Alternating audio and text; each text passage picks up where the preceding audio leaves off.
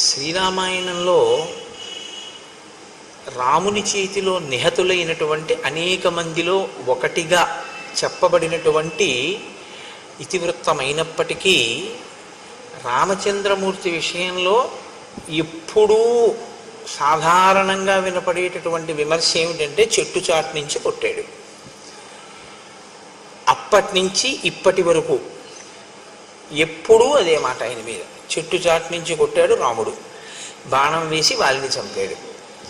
అసలు నిజంగా వాలి వధలో ఏమి జరిగిందో, వాలి వధ ఏ ప్రకారం రామచంద్రమూర్తి చేశారో, దానికి వాలి యొక్క ప్రతిస్పందన ఏమిటో, అందులో ఎన్ని రహస్యాలు దాగి ఉన్నాయో, అందులో మనం తెలుసుకోవలసినటువంటి విషయం ఏది ఉందో మీరు తెలుసుకుంటే చాలా గొప్పగా అనిపిస్తుంది. ఆ వాలి వధ వాల్మీకి మహర్షి అత్యద్భుతమైనటువంటి రచన వైశిష్ట్యంతో ఆవిష్కరించినటువంటి గాథ. నిన్నటి రోజు మీకు నేను మనవి చేశాను, యుద్ధానికి బయలుదేరుతున్నటువంటి వాలిని తార అనేక విధములుగా బోధ చేసి ఇప్పుడు నువ్వు యుద్ధమునకు వెళ్ళవద్దు అని ఉపదేశించింది. ఎంత సలహా చెప్పినా ఆయన తార చెప్పినటువంటి మాటలో ఉన్న సారాన్ని గ్రహించడం కన్నా తాను చేసుకున్న నిర్ణయానికి కట్టుబడి ఉండడానికి ఇష్టపడతాడు. నిన్నటి రోజున నేను మీకు రామాయణంలో కనపడే దాంపత్యాల గురించి కూడా కించిత్ స్పృశించి చూపించాను. కాబట్టి ఇప్పుడు ఆయన అంటున్నాడు, నా మీద యుద్ధం చేయడం కోసమని నా తోడ పుట్టినటువంటి వాడు, నాకు తమ్ముడు అయినటువంటి సుగ్రీవుడు కిష్కింధానగర ప్రవేశం చేసి అంత మహానాదం చేసి నన్ను యుద్ధానికి రమ్మని పిలుస్తున్నాడు. నేను చేతకాని వాళ్ళే ఉండిపోవడం నాకు ఇష్టం లేదు. ఇప్పుడే వాడిని నేను అంత శిక్షించి పంపించాను, అయినా తెంపరితనంతో మళ్ళీ వచ్చి మహానాదం చేసి నన్ను యుద్ధానికి పిలుస్తున్నాడు. నువ్వు రాముని యొక్క ఔన్నత్యాన్ని నాతో చెప్పావు, చెప్పి అంత గొప్పవాడైనటువంటి రాముడితో వాలికి స్నేహం ఏర్పడింది కనుక నేను యుద్ధానికి వెళ్ళడం మంచిది కాదు అని చెప్తున్నావు. నేను కూడా నీతో ఒక మాట చెప్తాను విను. నచ కార్యో విషాదస్తే రాఘవం ప్రతిమకృతే ధర్మజ్ఞశ్చ కృతజ్ఞశ్చ కథం పాపం కరిష్యతి. అంత ధర్మజ్ఞుడైనటువంటి వాడు, అంత కృతజ్ఞుడైనటువంటి వాడు, అటువంటి సత్శీలము కలిగినటువంటి వాడు నా యందు ఏ పాపం ఉందని నన్ను చంపుతాడు? రాముడు నా జోలికి ఎందుకు వస్తాడు? కాబట్టి ఇప్పుడు రాముడు సుగ్రీవుడితో కలిస్తే రాముడు నన్నేదో చేస్తాడన్న భయం నీకెందుకు? రాముడు నన్ను ఏమైనా చెయ్యాలి అంటే నా యందు ఏదైనా అధర్మం ఉండాలి, నా యందు ఏం అధర్మం లేదు. ఇంతకన్నా ఘోరమైనటువంటి ఆత్మవంచన లోకంలో ఇంకోటి ఉండదు. ఎందుకనంటే తను తప్పు చేశాను అని అంగీకరించగలిగితే కనీసంలో కనీసం నిజమే నేను అలా చేయకుండా ఉండాల్సింది, నేను ఒక తప్పు చేశాను అని అన్న ఉత్తర క్షణంలో ఈశ్వరుడు మన్నిస్తాడు. కొంత క్షమార్పణ ఉంటుంది అంగీకరిస్తే. అసలు నా యందే తప్పు ఉంది అంటే అది ఇంక అసలు అతను తప్పు చేస్తూ కూడా తన దగ్గర ఏ తప్పు లేదంటున్నాడు. ఇంకా అంతకన్నా బుకాయించడం ఇంకోటి ఉండదు. మీరు కొంచెం జాగ్రత్తగా గమనిస్తే వాలి ఎక్కువ మాట్లాడే అవకాశం రామాయణంలో కలగలేదు, కానీ వాలి మాట్లాడడానికి రావణుడు మాట్లాడడానికి పెద్ద తేడా ఏముండదు, ఒక్కలాగే మాట్లాడతారు ఇద్దరు. కాబట్టి నచ కార్యో నిషాదస్తే రాఘవం ప్రతిమకృతే ధర్మజ్ఞశ్చ కృతజ్ఞశ్చ కథం పాపం కరిష్యతి. ఆయన ఎందుకు పాపం చేస్తాడు? ఆయన ఎందుకు మధ్యలో నన్ను చంపుతాడు? నువ్వు పిరికి దానివి. కాబట్టి నువ్వు అనవసరంగా భయపడవలసినటువంటి అవసరం లేదు, నిరపరాధిని, నన్నేమి చేయడం అని తారకి ఒక అభయం ఇచ్చాడు. సుగ్రీవుడు తమ్ముడు, అతనిని మించిన బంధువు లేడు, అతనికి యవ్వరాజ్య పట్టాభిషేకం చేసి మేమిద్దరం సంతోషంగా ఉంటే బాగుంటుందని కదా నువ్వు అంటున్నావు. ప్రతియోత్సామ్యహం గత్వా సుగ్రీవం జహి సంభ్రమం దర్పమాత్రం వినేష్యామి నచ ప్రాణైర్విమోచ్యతే. నేను ఆ వచ్చినటువంటి సుగ్రీవుని యొక్క దర్పమును అణిచేటటువంటి ప్రయత్నం చేస్తాను. కేవలం మళ్ళీ మళ్ళీ ఇలా నన్ను యుద్ధానికి పిలవకుండా అతని యందు అతిశయించినటువంటి గర్వాన్ని రూపుమాపేటట్టుగా చేస్తాను. అలా యుద్ధం చేసి అతన్ని తరిమి కొడతాను తప్ప అతని ప్రాణం తీసేయను. ఇలా రెండో మాట వచ్చినా కూడా నేను చంపను, వదిలిపెట్టేస్తాను. అంటే రాముడు నన్నేం చేయడు, కానీ సుగ్రీవుణ్ణి మాత్రం నేను నిగ్రహిస్తాను. నువ్వు ఇంత చెప్పావు కాబట్టి నేను చేసేది ఏమిటంటే సుగ్రీవుణ్ణి చంపనులే, విడిచిపెడతాను. ఈ మాట చెప్పి ఆయన యుద్ధానికి బయలుదేరుతున్నాడు. వద్దు వద్దు అని తార వెంబడిస్తోంది. సరే ఆయన అన్నాడు, ఇంక నేను యుద్ధ భూమికి బయలుదేరుతున్నాను, అంతఃపుర ప్రాంగణాన్ని దాటేస్తున్నాను, కాబట్టి ఇక నువ్వు నన్ను అనుగమించడానికి వీల్లేదు, నువ్వు నీ చిలికెత్తిలతో కలిసి వెనక్కి వెళ్ళిపో అన్నాడు. ఇక్కడ తార తంతు తారా పరిష్వర్జ్య వాలినం ప్రియవాదిని చకార రుదతీ మందం దక్షిణాసా ప్రదక్షిణం. కొన్ని చెయ్యకూడని పనులు ఉంటాయి. అవి ఏం చేస్తాయంటే ప్రత్యేకించి భార్య మిగిలిన వాళ్ళ వైపు నుంచి వచ్చేటటువంటి ఫలితం అంత ఉంటుందా అంటే కొంచెం చెప్పడం కష్టం. కానీ భార్య చేసేటటువంటి పనులు మాత్రం భర్త మీద తప్పకుండా ప్రభావం చూపిస్తాయి. అందుకే భర్త యశస్సుకి, భర్త యొక్క తేజస్సుకి, భర్త యొక్క తపస్సుకి, భర్త యొక్క ఐశ్వర్యానికి, ఆయన వైభవానికి, ఆయన అధికారానికి అన్నిటికీ కూడా కారణం ఎవరవుతారంటే భార్యే అవుతుంది. ఆ ఇంటి లక్ష్మి ఆవిడ చెయ్యనిది ఆయన యందు పూర్ణంగా ప్రకాశించదు. ఆయన ఎంతో పొందవలసిన వాడు కొంతే పొందుతాడు, ఎందుకంటే ఆవిడ వైపు నుంచి ఉపాసన లేదు. అందుకే మీరు లలితా సహస్రనామ స్తోత్రంలో ఒక నామం వినుంటారు, పులోమజార్చిత అని. అమ్మవారి నామాల్లో ఒక నామం పులోమజార్చిత అంటే శచీదేవి. శచీదేవి ఎప్పుడూ అమ్మవారిని పూజిస్తూ ఉంటుంది. శచీదేవి అమ్మవారిని పూజించింది కాబట్టి ఫలితం ఏమిటి? ఇంద్రుడు స్వర్గలోకాధిపత్యాన్ని పొంది ఉంటాడు.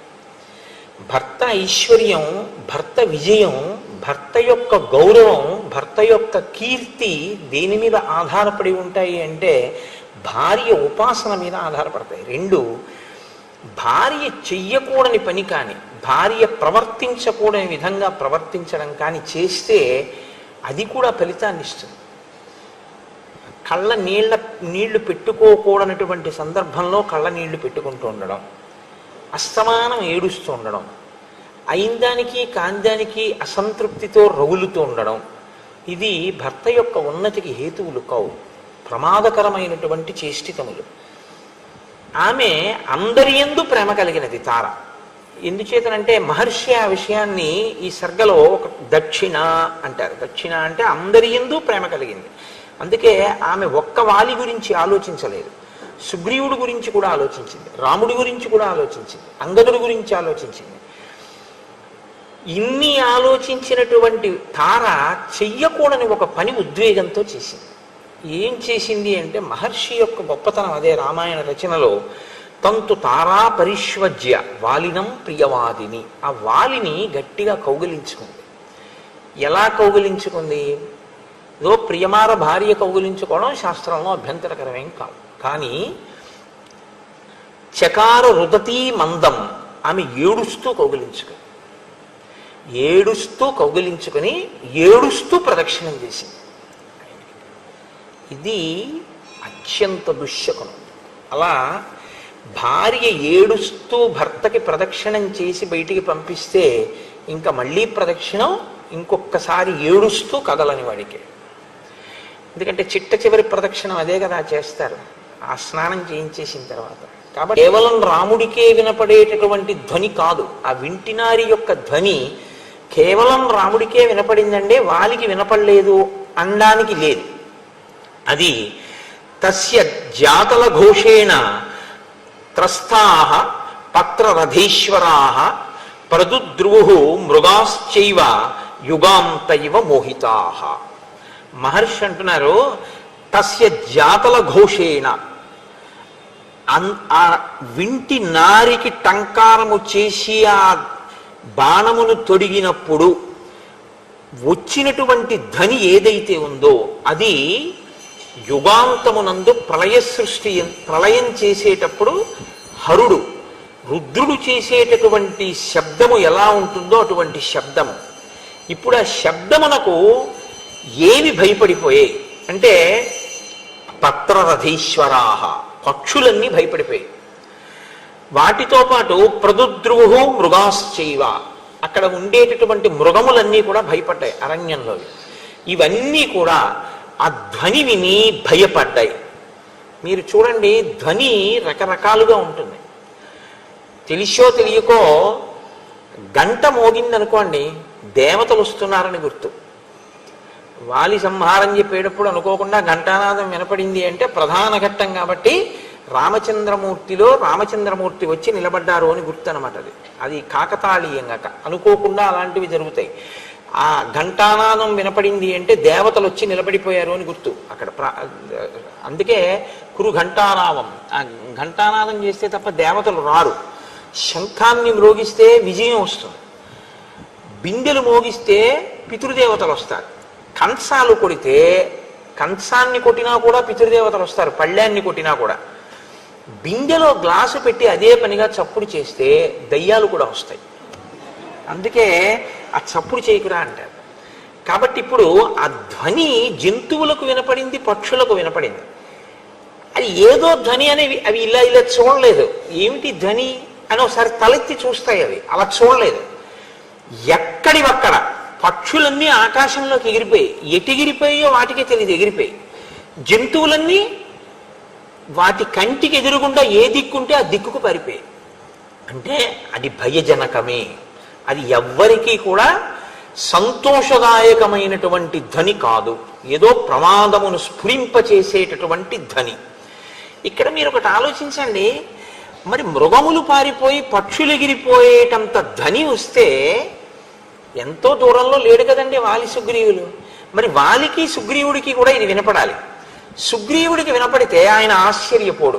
ఎందుకు ఆశ్చర్యపోడు? ఓ, రాముడు బాణాన్ని సంధిస్తున్నాడు అనమాట అనుకుంటాడు. ఆయన ఎలాగో చూస్తున్నాడు, ముహుర్ముహు మళ్ళీ మళ్ళీ చూస్తున్నాడు, బాణం వచ్చేస్తోందా ఇట్నుంచి అన్నా అని. ఇప్పుడు చూడవలసిన వాడు ఎవరు? ఇప్పుడు ఈ ధ్వనిని బట్టి ఎవరో వింటినారిని సంధించారు కాబట్టి ఎవరో బాణప్రయోగం చేస్తారేమో అని చూడవలసినటువంటి వాడు వాలి. వాలి గురించి మీరు ఒక విషయాన్ని విన్నారు. ఆయన వేగం ఆ కాలంలో ఎవరికీ లేదు. ఒక్క గరుత్మంతుడికి, మనసుకి, వాయుదేవుడికి, వాలికి, నలుగురికి అంతటి వేగం అయింది. అంత వేగంగా పెడతాడు ఆయన. ఇంత వేగం కలిగినటువంటి వాలి బలము క్షీణించి లేడు, బలము పెరిగి ఉన్నాడు యుద్ధంలో. కాబట్టి ఇప్పుడు ఆయన వింటినారి టంకారము ఎట్నుంచి వినపడిందో అటువైపుకి ఒక్క క్షణంలో వెళ్ళిపోగలడు. ఇంకా క్షణం అన్న మాట కూడా ఎక్కువ ఆయనకి. అంత తక్కువ దూరాన్ని ఆయన ఎగిరి వెళ్ళి పట్టుకోవడానికి ఆయనకి ఎంతోసేపు పట్టదు. అసలు ఇంకా విడిచిపెడుతున్న బాణాన్ని కూడా పట్టేసుకోగలడు విడిపోయి వేగంతో. అంత వేగం ఉన్నవాడు వాలి. కానీ తతస్తేన మహాతేజ వీర్యయుక్త కపీశ్వర వేగేనాభిహతో వాలి నిపపాత మహీతలే ముక్తస్తు వజ్ర నిర్ఘోష ప్రదీప్తాశని సన్నిభ రాఘవేణ మహాబాణో వాలి వక్షసి పాతిత. అది ఒక పెద్ద మెరుపు వచ్చినట్టుగా ఒక కాంతి వచ్చింది. ఆ కాంతి వచ్చి వజ్రాయుధాన్ని ప్రయోగించినప్పుడు ఇటువంటి ధ్వని వస్తుందో అటువంటి ధ్వనిని చేస్తూ ప్రదీప్తాశని సన్నిభ, ఒక జాజ్వల్యమైనటువంటి కాంతితో రాఘవేణ మహాబాణో, రాఘవుడు విడిచిపెట్టినటువంటి బాణం వాలి వక్షసి పాతిత, వాలి యొక్క వక్షస్థలం మీద వచ్చి పడిపోయింది, గుచ్చుకుపోయింది. అంటే ఇప్పుడు మీరు ఒక విషయాన్ని జాగ్రత్తగా గమనించాలి. వాలి వేగం కన్నా వేగంగా రాముడు బాణం వేశాడు. వెనక నుంచి వేశాడా, ముందు నుంచి వేశాడా? వెనక నుంచి వేస్తే వీపులో గుచ్చుకుంటుంది, ముందు నుంచి వేస్తే గుండెల్లో గుచ్చుకుంటుంది. అది ఎక్కడ గుచ్చుకుందని చెప్పారు మహర్షి. వేగేనాభిహతో వాలి నిపపాత మహీతలే, ఆ వచ్చినటువంటి బాణం వాలి వక్షసి పాతిత, వక్షస్థలంలో గుచ్చుకుంది. వక్షస్థలంలో గుచ్చుకుంది అంటే రాముడు బాణప్రయోగం చేసే వేళటికి వాలికి వెనకకి లేడు, వాలికి ముందుకే ఉన్నాడు. కానీ ధ్వని మృగములకు వినపడింది, పక్షులకు వినపడింది, పారిపోయే కూడా. వజ్రము యొక్క శబ్దం వచ్చింది, వజ్రాయుధం యొక్క శబ్దం. కానీ ఇలా చూసి ఎగిరి వెళ్ళి పట్టుకోవడం అనేటటువంటిది వాలికి ఎంత తేలిక అని మనం చెప్పగలమో అంతకన్నా వేగంగా ఆ మరుక్షణం అన్నమాట చాలా తక్కువ. ఈ రెండు వేగాల గురించి చెప్పడానికి భాష ఉండదు. అది మీరు గుర్తించాలి, మీరు భావనతో అనుభవించాలి తప్ప ఇప్పుడు వాలి ఏ వేగంతో పెడతాడు, దాన్ని అతిక్రమించినటువంటి వేగంతో రాముడు ఎంత వేగంతో బాణం వేశాడు చెప్పమంటే భాష సరిపోదు ఆ వేగాలకి. ఈ వేగం ఉందా లేదా ఇది సుగ్రీవుడు చూసింది. ఇంత వేగంగా వేయగలడా, లేకపోతే వచ్చి మీద పడిపోతాడు వాలి. కాబట్టి ఇప్పుడు ఆ బాణం వచ్చి పడిపోయింది అంతే. పడడం ఏమిటి, వాలి పడిపోయాడు అంతే. అంటే రామబాణ ప్రయోగం అంటే అలా ఉంటుంది. కాబట్టి ఇప్పుడు ఆయన వెంటనే కింద పడిపోయాడు. ఒక మహాపర్వతం కింద పడిపోతే ఎలా ఉంటుందో అలా పడిపోయాడు. రామబాణం తగిలిన తర్వాత ఇంకా పైకి లేవడం అనేటటువంటి ప్రసక్తి ఉండదు. కాబట్టి ఆ వక్షస్థలంలోంచి నెత్తురు కాలవల కింద ప్రవహిస్తుంది. ఇప్పుడు రామలక్ష్మణులే ఆయన దగ్గరికి వెళ్ళారు. కింద పడిపోయినటువంటి వాలి దగ్గరికి వెళ్ళారు. సుగ్రీవుడు అక్కడే ఉన్నాడు కదండి, ఎలాగో యుద్ధం చేస్తాను. కాబట్టి భూమౌ నిపతితస్యాసి తస్య దేహం మహాత్మనః న శ్రీర్జహాతి న ప్రాణ న తేజో న పరాక్రమ శక్రదత్తా వరామాల కాంచనీ వజ్రభూషిత దదార హరిముఖ్యస్య ప్రాణాం స్తేజ శ్రియంచసా. వాలి గుండెల్లో రామబాణం గుచ్చుకున్నప్పటికీ వాలి పరాక్రమం ఇంత తగ్గలేదు, వాలి తేజస్సు ఇంత తగ్గలేదు, వాలి యొక్క కాంతి ఇంత తగ్గలేదు, అలాగే ఉన్నాడు. రామబాణం తగిలేక అలా ఉండడమే. ఎందుకున్నాడు అంటే శక్రదత్త వరామాల కాంచనీ వజ్రభూషిత, ఇంద్రుడి చేత ఇవ్వబడినటువంటి హారం ఆయన మెడలో ఉన్నంత వరకు ఆయన పరాక్రమాన్ని, ఆయన తేజస్సుని ఆ మాల తీసుకుని రక్షిస్తుంటుంది ఆయన్ని. కాబట్టి ఇప్పుడు వాలి ప్రాణం పోవడం మాత్రం ఉండదు. ఆ హారం ఎంతసేపు మెడలో ఉంటుందో అది కాపాడుతుంటుంది. కానీ ఇప్పుడు వాలి ఉండి మరణించిన వాడే. ఎందుకో తెలుసా అండి, బాణంతో లేవలేడు, బాణం తీస్తే బతకడు. కాబట్టి ఇప్పుడు అలా కొట్టారు. రామచంద్రమూర్తి యొక్క బాణం అంటే మహానుభావుడిది అలా ఉంటుంది. అందుకే రాముణ్ణి నమ్ముకున్న వాడికి భయం అన్నది ఉండదు. ఎందుకో తెలుసా అండి, రాముణ్ణి నమ్ముకున్నవాడి జోలికి వెళ్ళడమే. ఎక్కడ దాక్కుంటారు మీరు, ఎక్కడ దాక్కున్నా వచ్చి పడిపోతుంది అంతే. రామచంద్రమూర్తిని నమ్మిన వాడికి ప్రతి క్షణం రక్షణ కలుగుతూనే ఉంటుంది. అందుకే కాబట్టి ఇప్పుడు ఆయన భూమి మీద పడి ఉన్నాడు.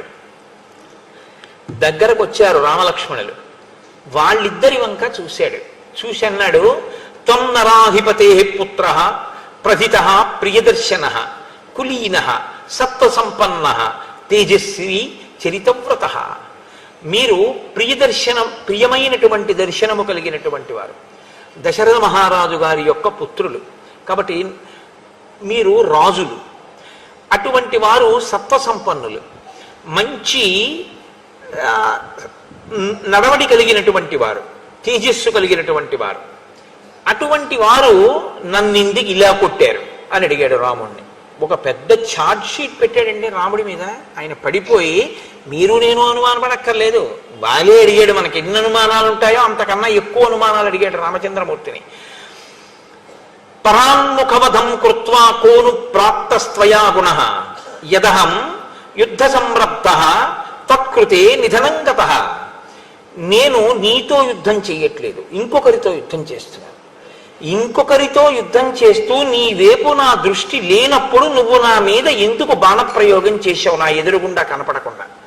నువ్వు నా కంటికి కనపడడం వేరు, నా కంటికి నువ్వు కనపడలేదు. కనపడకుండా నేను పరాకుగా వేరొకరితో యుద్ధం చేస్తుండగా నువ్వు నా మీద బాణం వేశావు. ఇప్పుడు నీ గుణములన్నీ నువ్వు చేసిన పని చేత కొట్టుకుపోలేదా? ఇంత చారిత్రం ఉన్నవాడివి, ఇంత గొప్పవాడివని పేరున్నవాడివి, పరాకుగా ఉన్న వాలిని కంటి ముందు కనపడకుండా బాణమేసి కొట్టి రాముడు చంపాడన్న ఈ ఒక్క అపకీర్తి చేత నువ్వు సంపాదించుకున్న కీర్తి అంతా మట్టిలో కలిసిపోలేదా? దీని వలన నువ్వేం సాధించావు? నేను చచ్చిపోవడం మాట అలా ఉంచు, నీకు కళంకం వచ్చిందే, నీ కీర్తి మాసిపోయిందే ఇవాళతో, దేనికి చేశావు ఈ పని అంటూ ఏం తక్కువ మాట్లాడలేదండి ఆయన. రామకరుణ వేదీచ ప్రజానాంచ హితేరత సానుక్రోశో జితోత్సాహ సమయజ్ఞో దృఢవ్రత ఇతి తే సర్వభూతాని కథయంతి యశోభువి. దెప్పి పొడిచాడు రాముణ్ణి. ఓ, నీ గురించి సర్వభూతములు ఏమని చెప్తాయో తెలుసా? రామ కరుణవేదీచ, రాముడు చాలా కారుణ్యమూర్తి. ప్రజానాంచ హితేరత, అందరి యొక్క బాగోగుల్ని చూసేవాడు. సానుక్రోశో జితోత్సాహ, గొప్ప ఉత్సాహం ఉన్నటువంటి వాడు. దయామయుడు, సదాచార సంపన్నుడు. సమయజ్ఞో దృఢవ్రత, ఒక పని చేస్తాను అంటే విడిచిపెట్టనివాడు. ఇతితే సర్వభూతాని కథయంతి యశోభువి, నీ గురించి సర్వభూతములు ఇలా చెప్పుకుంటాయి. దాని వలన ఇలా చెప్పుకోవాలి అంటే నువ్వు ఇంత మంచి పనులు చేసుంటే కదా చెప్తారు. నీకింత కీర్తుంది, ఇంత కీర్తున్నవాడివి, మరి ఇలాంటి పని ఎందుకు చేశావు? దమః శమః క్షమా ధర్మో ధృతి సత్యం పరాక్రమ పార్థివానాం గుణారాజన్ దండశ్చాప్యపరాధిషు. రాజు అనేటటువంటి వాడు ఇంద్రియ నిగ్రహం ఉండాలి, మనోనిగ్రహం ఉండాలి, ఓర్పు ఉండాలి, ధర్మం ఉండాలి, పట్టుదల ఉండాలి, సత్యం ఉండాలి, పరాక్రమం ఉండాలి, అపరాధం చేసినటువంటి వాళ్ళని శిక్షించేటటువంటి వ్యక్తిత్వం ఉండాలి. కానీ నువ్వేం చేశావు? అపరాధం చేసిన వాళ్ళని శిక్షిస్తాడయా? సుగ్రీవుడితో స్నేహం చేసుకున్నాడు అని నా భార్య చెప్పింది. నేనేమన్నానో తెలుసా? యుద్ధానికి బయలుదేరే ముందు, నేనేం తప్పు చేశానని నన్ను శిక్షిస్తాడు అని నేను ధైర్యంతో వచ్చాను, నువ్వు నిన్ను శిక్షించవని. నువ్వేం చేశావు? నా ఎదురుగుండా నిలబడకుండా బాణం వేసి కొట్టావు. మరి నువ్వు తప్పు చేయలేదా? తార చెప్పిన మాట నేను వినకుండా వచ్చినందుకు నేను నీ మీద పెట్టుకున్న నమ్మకం వమ్మైపోయింది. నా ప్రాణం తీశావేమో కానీ నీ కీర్తికి కళంకం రాలేదా?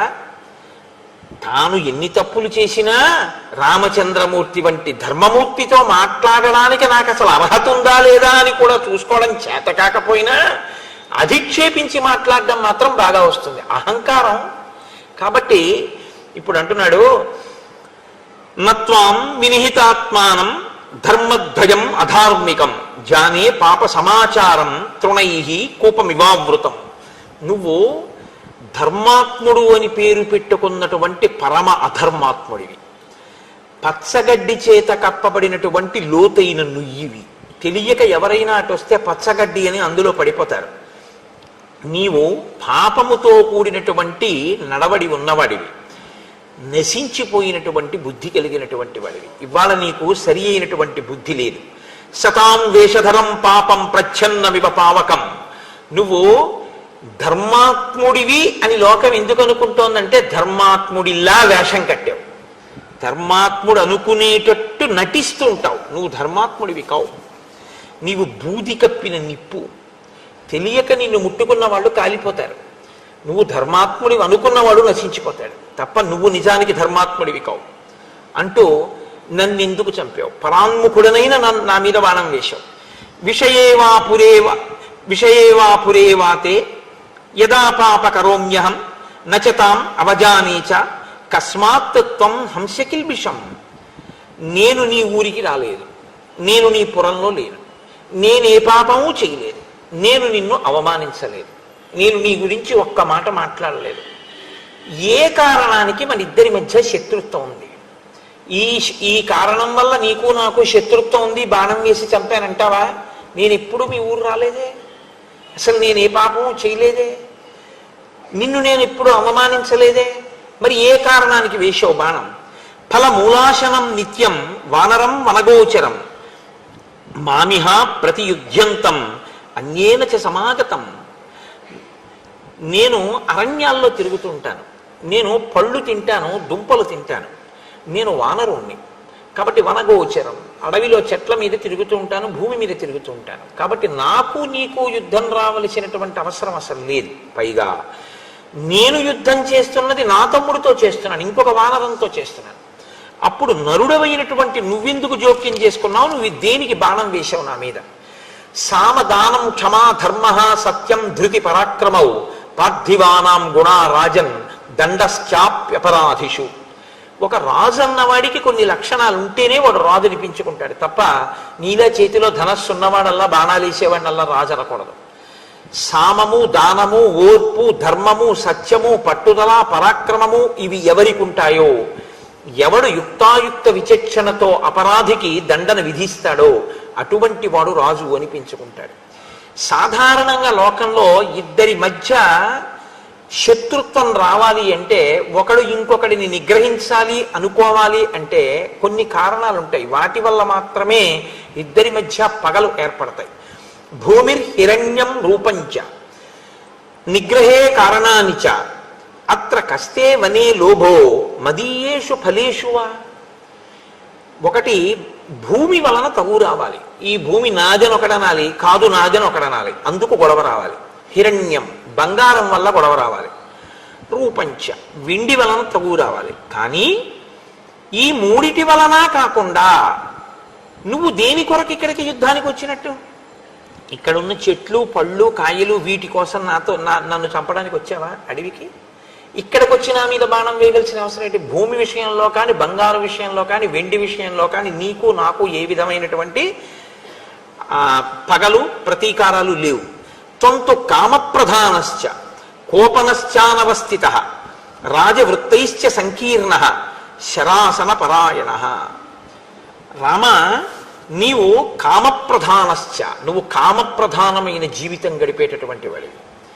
చాలా విశేషమైనటువంటి కోప స్వభావుడు. నీ కోపాన్ని నువ్వు అణుచుకోలేవు.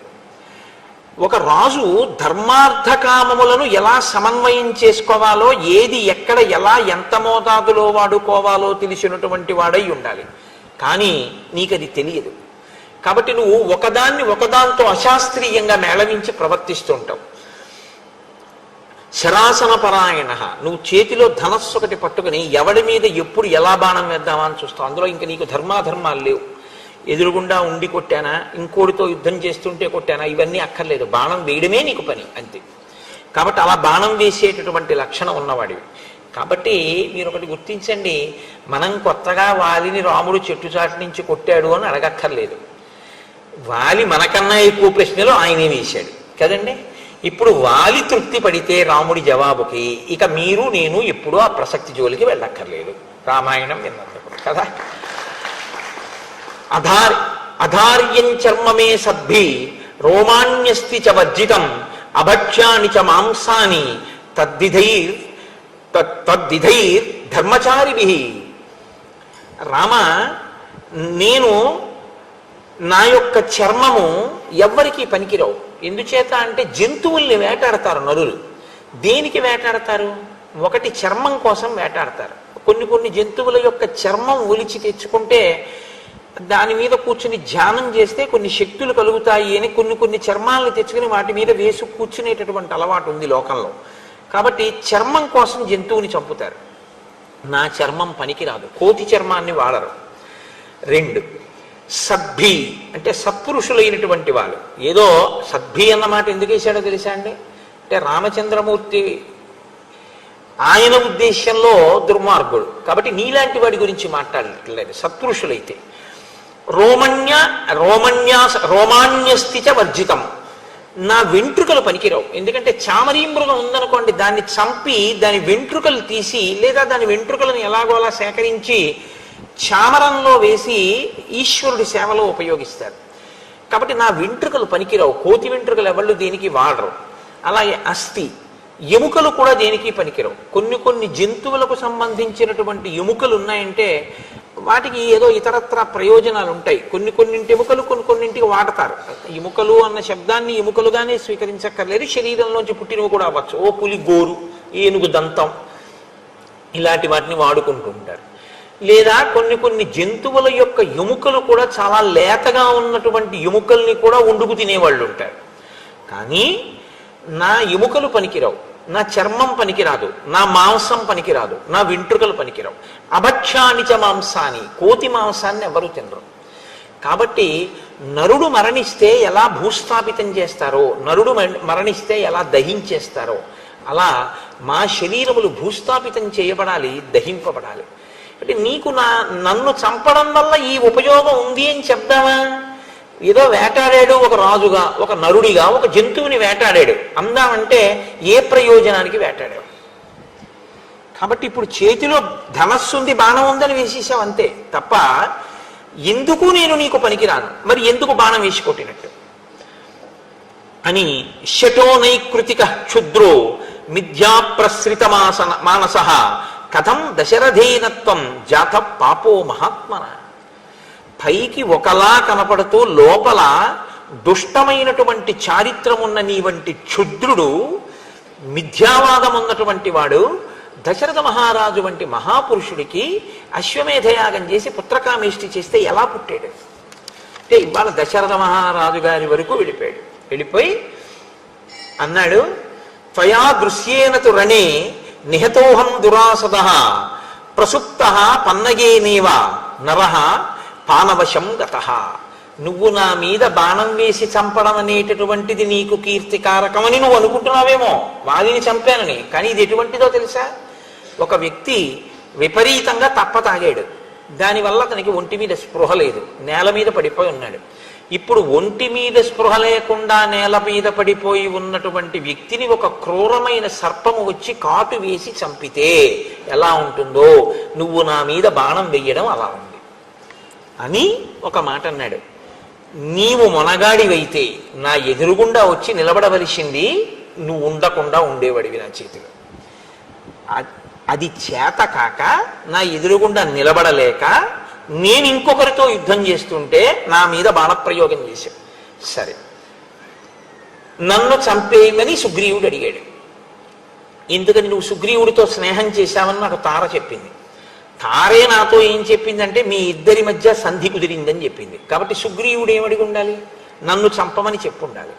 నన్ను చంపితే సుగ్రీవుడికి ఏమొస్తుంది? రాజ్యం వస్తుంది. సుగ్రీవుడికి రాజ్యం వస్తే నీకేం వస్తుంది? నీ భార్య వస్తుంది. నీ భార్యని సుగ్రీవుడు వెతుకుతాడు. కానీ అక్కడే నువ్వు తప్పు పని చేశావు రామ. మమేవ యది పూర్వం త్వం ఏతదర్థం అచోదయ రాక్షసంచ దురాత్మానం తవ భార్యాపహారిణం సుగ్రీవ ప్రియకామేన యత్కృతేస్మి హతస్త్వయా కంటే బద్ధ్వా ప్రదద్యాంతే నిహతం రావణం రణే. నువ్వు సుగ్రీవుడితో సంధి చేసుకోకుండా నా దగ్గరికి వచ్చి నువ్వు సీతమ్మ జాడ కనిపెట్టమని అడిగి ఉంటే రావణుడితో నేను యుద్ధం చెయ్యక్కర్లేదు. పశువుని లాగినట్టు కంఠానికి తాడేసి ఈడుస్తాను ఇక్కడికి. ఈడ్చి ఎక్కడ వాడు సీతమ్మని జాచినా నీకు సీతమ్మని ఇప్పించి ఉండేవాడిని. నువ్వు నాతో సంధి చేసుకోవడం, స్నేహం చేయడం మానేసి నీ భార్య యొక్క జాడ కనిపెట్టబడడం కోసమని సుగ్రీవుడితో స్నేహం చేసి సుగ్రీవుడికి రాజ్యం ఇప్పిస్తే నీ భార్య జాడ కనిపెట్టడానికి వానరుల్ని పంపిస్తాడని నువ్వు నన్ను చంపావు. కానీ నాతో స్నేహం చేస్తే నీ పని ఇప్పటికే అయిపోయి ఉంటుంది. నేను వెంటనే కాదు, కానీ నేను మీతో ఒక విషయాన్ని ఇక్కడ మనవి చేయవలసి ఉంటుంది. కిష్కింధకాండలో చెప్పని ఒక రహస్యాన్ని వాల్మీకి మహర్షి ఉత్తరకాండలో చెప్పారు.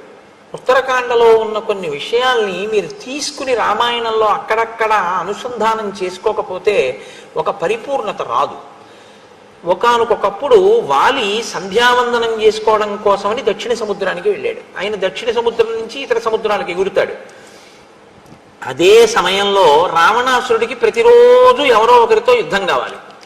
అందుకని రావణాసురుడు కిష్కింధా నగరానికి వచ్చాడు. తార తండ్రి అంతఃపురంలో ఉన్నాడు. ఆయన వచ్చి ఎరా వాలి ఎక్కడున్నావు, బయటికి రాని దుందుబిని చూశారుగా, వాళ్ళ ఆ పరిస్థితి అలాగే ఉంటుంది. నువ్వు బయటికి రా, యుద్ధం చేస్తాన్నాడు. ఇప్పుడు ప్రాతకాలంలో ఏం చెయ్యాలి? అప్పుడు బ్రహ్మవంశ సంజాతుడు రావణుడు అంటే తక్కువ వాడు కాడు, విశ్వసో బ్రహ్మ యొక్క కుమారుడు. కానీ ఆయన చేసిన పని ఏమిటంటే యుద్ధాల కోసం తిరిగాడు ఆ సమయంలో. అంతటి పాపపు నడవడి కలిగినటువంటి వాడు. వాలిని యుద్ధానికి పిలిస్తే తార తండ్రి బయటికి వచ్చి అన్నాడు, ఎలాగో వాడు వస్తే నువ్వు బతకవు కదా, వాడు వచ్చేస్తాడు సంధ్యావందనం చేసుకుని, ఈలోగా ఈ లోకాన్ని చూడాలా, ఈ జగత్తుని, మళ్ళీ వాడు వస్తే చూడడానికి ఉండదు, చంపేస్తాడు నిన్ను అని. అక్కడ ఎముకల కుప్పలు చూసావా, నీలా వచ్చి పిలిచిన వాళ్ళవి అవన్నీ, ఇప్పుడు నీవి చేరుతాయి అందులోకన్నాడు. వీడు అలా కాదు, నేను ఇప్పుడు చెయ్యాలి యుద్ధం అన్నాడు. ఓ నీకు చచ్చిపోవడానికి అంత తొందరగా ఉందా అన్నాడు ఆయన. ఆయన అన్నాడు, అంత తొందరగా చచ్చిపోతానంటే దక్షిణ సముద్రానికి వెళ్ళు, సంధ్యావందనం చేస్తున్నాడు, అక్కడ చంపేస్తాడు నిన్ను అన్నాడు. అంటే ఎంత ధైర్యమో చూడండి. అసలు వాలి తన జీవితంలో ఓడిపోయింది లేదు. వాలి జీవితంలో ఓటమి మరణం ఒకసారి రాముడి చేతిలోనే. అప్పటి వరకు వాలికి ఓటమి తెలియదు. అటువంటి రాత్రుం పగళ్ళు ఆయన విరామం లేకుండా గోలభుడన్న రాక్షసుడితో 15 సంవత్సరములు అనుకుంటాను యుద్ధం చేశాడు. అసలు రాత్రింపవాళ్ళు యుద్ధం చేసి చంపాడు. అంతటి పరాక్రమవంతుడు వాలంటే. కాబట్టి దక్షిణ సముద్రానికి వెళ్ళు, నీ తీట తీరిపోతుంది అన్నాడు. దక్షిణ సముద్రంలో ఈయన అర్ఘ్యం ఇవ్వడానికి నిలబడున్నాడు. వెనక నుంచి రావణుడు వెనక నుంచి వెళ్ళి పట్టేసుకుందాం వాలినని పిల్లిలో అడుగులు వేసుకుంటూ వస్తున్నాడు. ఆయన చూడనే చూశాడు. ఆయన ఇంతకన్నా పరాగ్గా ఉంటాడు. ఎందుకంటే ఓ 10 మందిని చంపినవాడు చాలా జాగ్రత్తగా ఉండాలి కదండి. ఎలా పడుకుంటాడు? అందరిలా పడుకోవడానికి ఉండదు. 100 మంది కాపలా ఉంటే ఆయన పడుకోవాలి కదా. కాబట్టి ఇప్పుడు ఎవడొస్తారో అని వాలికి అనుమానమే. ఆయనది ఇదే జాతకం కదా. మరి నేను ఆయన చూసుకుంటున్నాడు వెనక్కి. ఈయన వస్తున్నాడు చేతులు చాపి. ఓహో వస్తున్నాడు రోయ్ ఆయన చూడనట్టు ఊరుకున్నాడు. ఈయన దగ్గరికి వచ్చిన తర్వాత ధ్వనిని బట్టి పసిగట్టాడు. వచ్చాడు, అమాంతం చెయ్యి వెనక్కేసి ఆ భుజం కింద నుంచి చెయ్యి పెట్టి దగ్గరికి లాక్కుని చంకలో పట్టుకున్నాడు. పట్టుకుంటే రావణుడి వెంట రావణుడు మంత్రులు ఉన్నారు. వాళ్ళకి ఆకాశగమన విద్య తెలుసు, వాళ్ళు ఆకాశంలో ఎగురుతారు. ఈ వాలి ఏం చేశాడంటే ఇక్కడ అర్ఘ్యం ఇచ్చేసి, అంటే ఏదో సంకలో గబుక్కుని ఏ పంచాంగమో అప్పుడే తిరిగి చూసుకున్నవాడు దాంతో ఇలా గబుక్కుని కింద పెట్టడమో గూట్లో పెట్టడమో మర్చిపోయి అర్ఘ్యం ఇచ్చేసినట్టు సంకలో పెట్టుకుని, లేకపోతే కృష్ణ పరమాత్మ గొల్లలతో చల్దులు కుడిచినప్పుడు జారీగా నీకడా చంక నీరికి అంటారు పోతన గారు. ఆ వేణువు చంకలో పెట్టుకుని ఇలా అన్నం తిన్నట్టు ఆ రావణాసురుడిని ఇలాగే పెట్టుకుని ఎగిరిపోయాడు ఆయన ఆకాశంలో. వాలి ఎగిరిపోతే రావణుని మంత్రులు కూడా ఎగిరారు. వాళ్ళు తక్కువ వాళ్ళు ఏంటి, కానీ ఆయన వేగాన్ని వీళ్ళు అనుసరించలేకపోయారు. కనపడలేదు, వెళ్ళిపోయాడు. అమ్మ బాబో ఇంత వేగం అని వాళ్ళు వెనక్కి వెళ్ళిపోయి అక్కడే నించున్నారు. వీడు వస్తే చూద్దాం మళ్ళీనని తీసుకుపోయాడు. తీసుకుపోయి దక్షిణం నుంచి ఎగిరిన వాడు ఉత్తరంలో దిగుతాడు. మళ్ళీ అక్కడ అర్ఘ్యం ఇచ్చాడు. ఈయన గింజుకుంటున్నాడు. ఈయన ఆభరణాలన్నీ జారిపోయాయి, పంచె జారిపోయింది, వడ్డానం జారిపోయింది. ఈయన తీసుకుని 4 సముద్రాల్లోనూ అర్ఘ్యం ఇచ్చేసి అలాగే సంకలో పెట్టుకుని అంతఃపురానికి వెళ్ళి అక్కడ కింద పారేశాడు. పారేసి ఎందుకురా 10 తలల పురుగా ఎందుకు వచ్చావు అని అడిగాడు. అడిగితే అప్పుడు ఆయన లేచి నిలబడన్నాడు. అయ్య బాబోయ్ ఇంత వేగమే అన్నాడు. వాలి జీవితంలోనండి శ్రీరామాయణంలో వేగము గురించి వాలి విషయంలో చెప్పినట్టు ఇంకెక్కడ కనపడదు. మళ్ళీ ఎదర వస్తాడు మహానుభావుడు. ఒకడి వేగం ఎందుకు పనికొస్తే ఇంకొక ఆయన వేగం లోకాన్ని ఉద్ధరించడానికి పనికొచ్చింది. మా స్వామి హనుమ వస్తారు. మా స్వామి మీ మనస్వామి హనుమ వస్తారు. ఆయన వస్తే మళ్ళీ ఆయన వేగం గురించి మహర్షి చెప్తూనే ఉంటారంతే. మనోజవం మరుతతుల్య వేగం జితేంద్రియం బుద్ధిమతాం వరిష్టం వాతాత్మజం వనరయూథ ముఖ్యం శ్రీరామదూతం శిరసా నమామి. వచ్చేస్తోందిగా సుందరకాండ.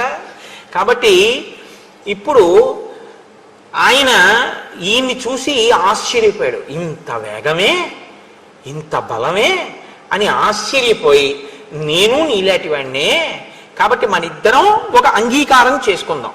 ఏమిటో తెలుసా అంటే వాళ్ళిద్దరికీ జరిగినటువంటి అంగీకారం, లోకంలో ఇది విని లోకాలు సిగ్గుపడి తల వంచుకోవాలి. అంత గొప్ప సంధి చేసుకున్నారు వాళ్ళిద్దరు. దారాహ పుత్రాహ పురం రాష్ట్రం భోగచ్ఛాదన భోజనం సర్వమేవా విభక్తం నౌ భవిష్యతి హరీశ్వర. ఇది వాళ్ళిద్దరి సంధి ఉత్తరకాండలో. నేను కిష్కింధకాండలో చెప్పట్లేదు ఇక ఈ విషయం. భార్య, నీకు నాకు ఒకరే భార్య. నాకు నచ్చితే ఆవిడ యందు నేను ఎక్కువ సంతృప్తిని పొందితే నువ్వు కూడా అనుభవిద్దు. కానీ ఇంతకన్నా నేను ఇంకా విషయం గురించి మాట్లాడను. పుత్రాహ, బిడ్డలు కూడా నీకు నాకు బిడ్డలై ఉండవచ్చు. అంటే ఎంత గొప్ప మనస్తత్వాలు ఉన్న వాళ్ళో చూడండి. పురం, పురములు అంటే భూములు ఎక్కడ మన ఇద్దరం కబ్జా చేసినా మన ఇద్దరివి. రాష్ట్రం, భోగ, ఏ భోగం మనం ఇద్దరం అనుభవించినా సరే, నేను అనుభవించినవి నువ్వు అనుభవించవచ్చు, నువ్వు అనుభవించినవి నేను అనుభవిస్తాను. మన ఇద్దరి మధ్య ఎంగిలి ప్రసక్తి లేదు. ఆచ్ఛాదన, ఆచ్ఛాదన అంటే నీడ, మనం అనుభవించేటటువంటి అంతఃపురాదులు. భోజనం, మనం తినేటటువంటివి.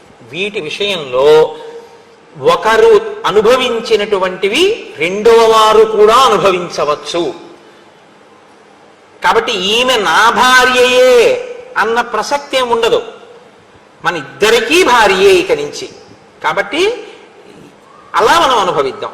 ఇంతకన్నా నేను దీని మీద పెద్ద ప్రత్యేకంగా వివరణ చేయవలసిన అవసరం లేదు. మీ అందరూ ప్రాజ్ఞులు. అయితే మీరు ఒకటి ఆలోచించండి, ఇది ఎంత గొప్ప మనస్తత్వం అంటే నా ఉద్దేశం ఉత్కృష్టమైన అని కాదు. ఎంత నీచ ప్రవృత్తి ఉన్నటువంటి ఇద్దరు పురుషులు కలిసి చేసుకునేటటువంటి సంధో మీరు ఆలోచించుకోండి. అంటే వాళ్ళ దృష్టిలో ఒక స్త్రీకి ఉండే గౌరవం అంతే. ఒక రామచంద్రమూర్తి దృష్టిలో స్త్రీ అంటే ఒక కన్నతల్లి, ఆయన దృష్టిలో స్త్రీ అంటే పరాశక్తి. రావణుడి దృష్టిలో, వాలి దృష్టిలో ఒక స్త్రీ అంటే అలా ఉంటుంది. వాళ్ళిద్దరూ అనుభవించడమే ప్రధానంగా ఉన్నవాళ్ళు. ఇంతటి పరమ నీచుడు రావణుడితో ఇటువంటి సంధి ఉన్నవాడు ఎన్ని పాపకర్మలు చేసి ఉంటాడో, ఎంతమంది ఆడవాళ్ళని చెరపట్టి ఉంటాడో, లేకపోతే మాయావితో ఒక స్త్రీ విషయంగా గొడవ ఉంది అని మహర్షి ఎందుకు చెప్తారు అంటే అతని దృష్టిలో పడి భోగించాలని కోరుకోవడమే అంతే. అతని బలం ఎందుకు పనికొస్తుందంటే అతను దాన్ని అనుభవిస్తాడంతే. అది ఏదైనా కావచ్చు, అది స్త్రీ కావచ్చు, భూమి కావచ్చు, అంతఃపురం కావచ్చు, ఇతరుల సొత్తు కావచ్చు, ఏదైనా కావచ్చు, తాను అనుభవిస్తాడు. అంతటి నీచాతి నీచమైన మనఃప్రవృత్తి విశేషమైనటువంటి బలము. ఇవాళ బాణపు దెబ్బ తగిలి పడిపోయింది కాబట్టి ఊరుకున్నాడు, కానీ లేకపోతే నా నోటితో అనడం కూడా నాకు ఇష్టం లేదు. సీతమ్మని రావణుడు తీసుకొచ్చాడని తెలిస్తే దానికోసం మళ్ళీ వాలి కూడా పెడతాడు.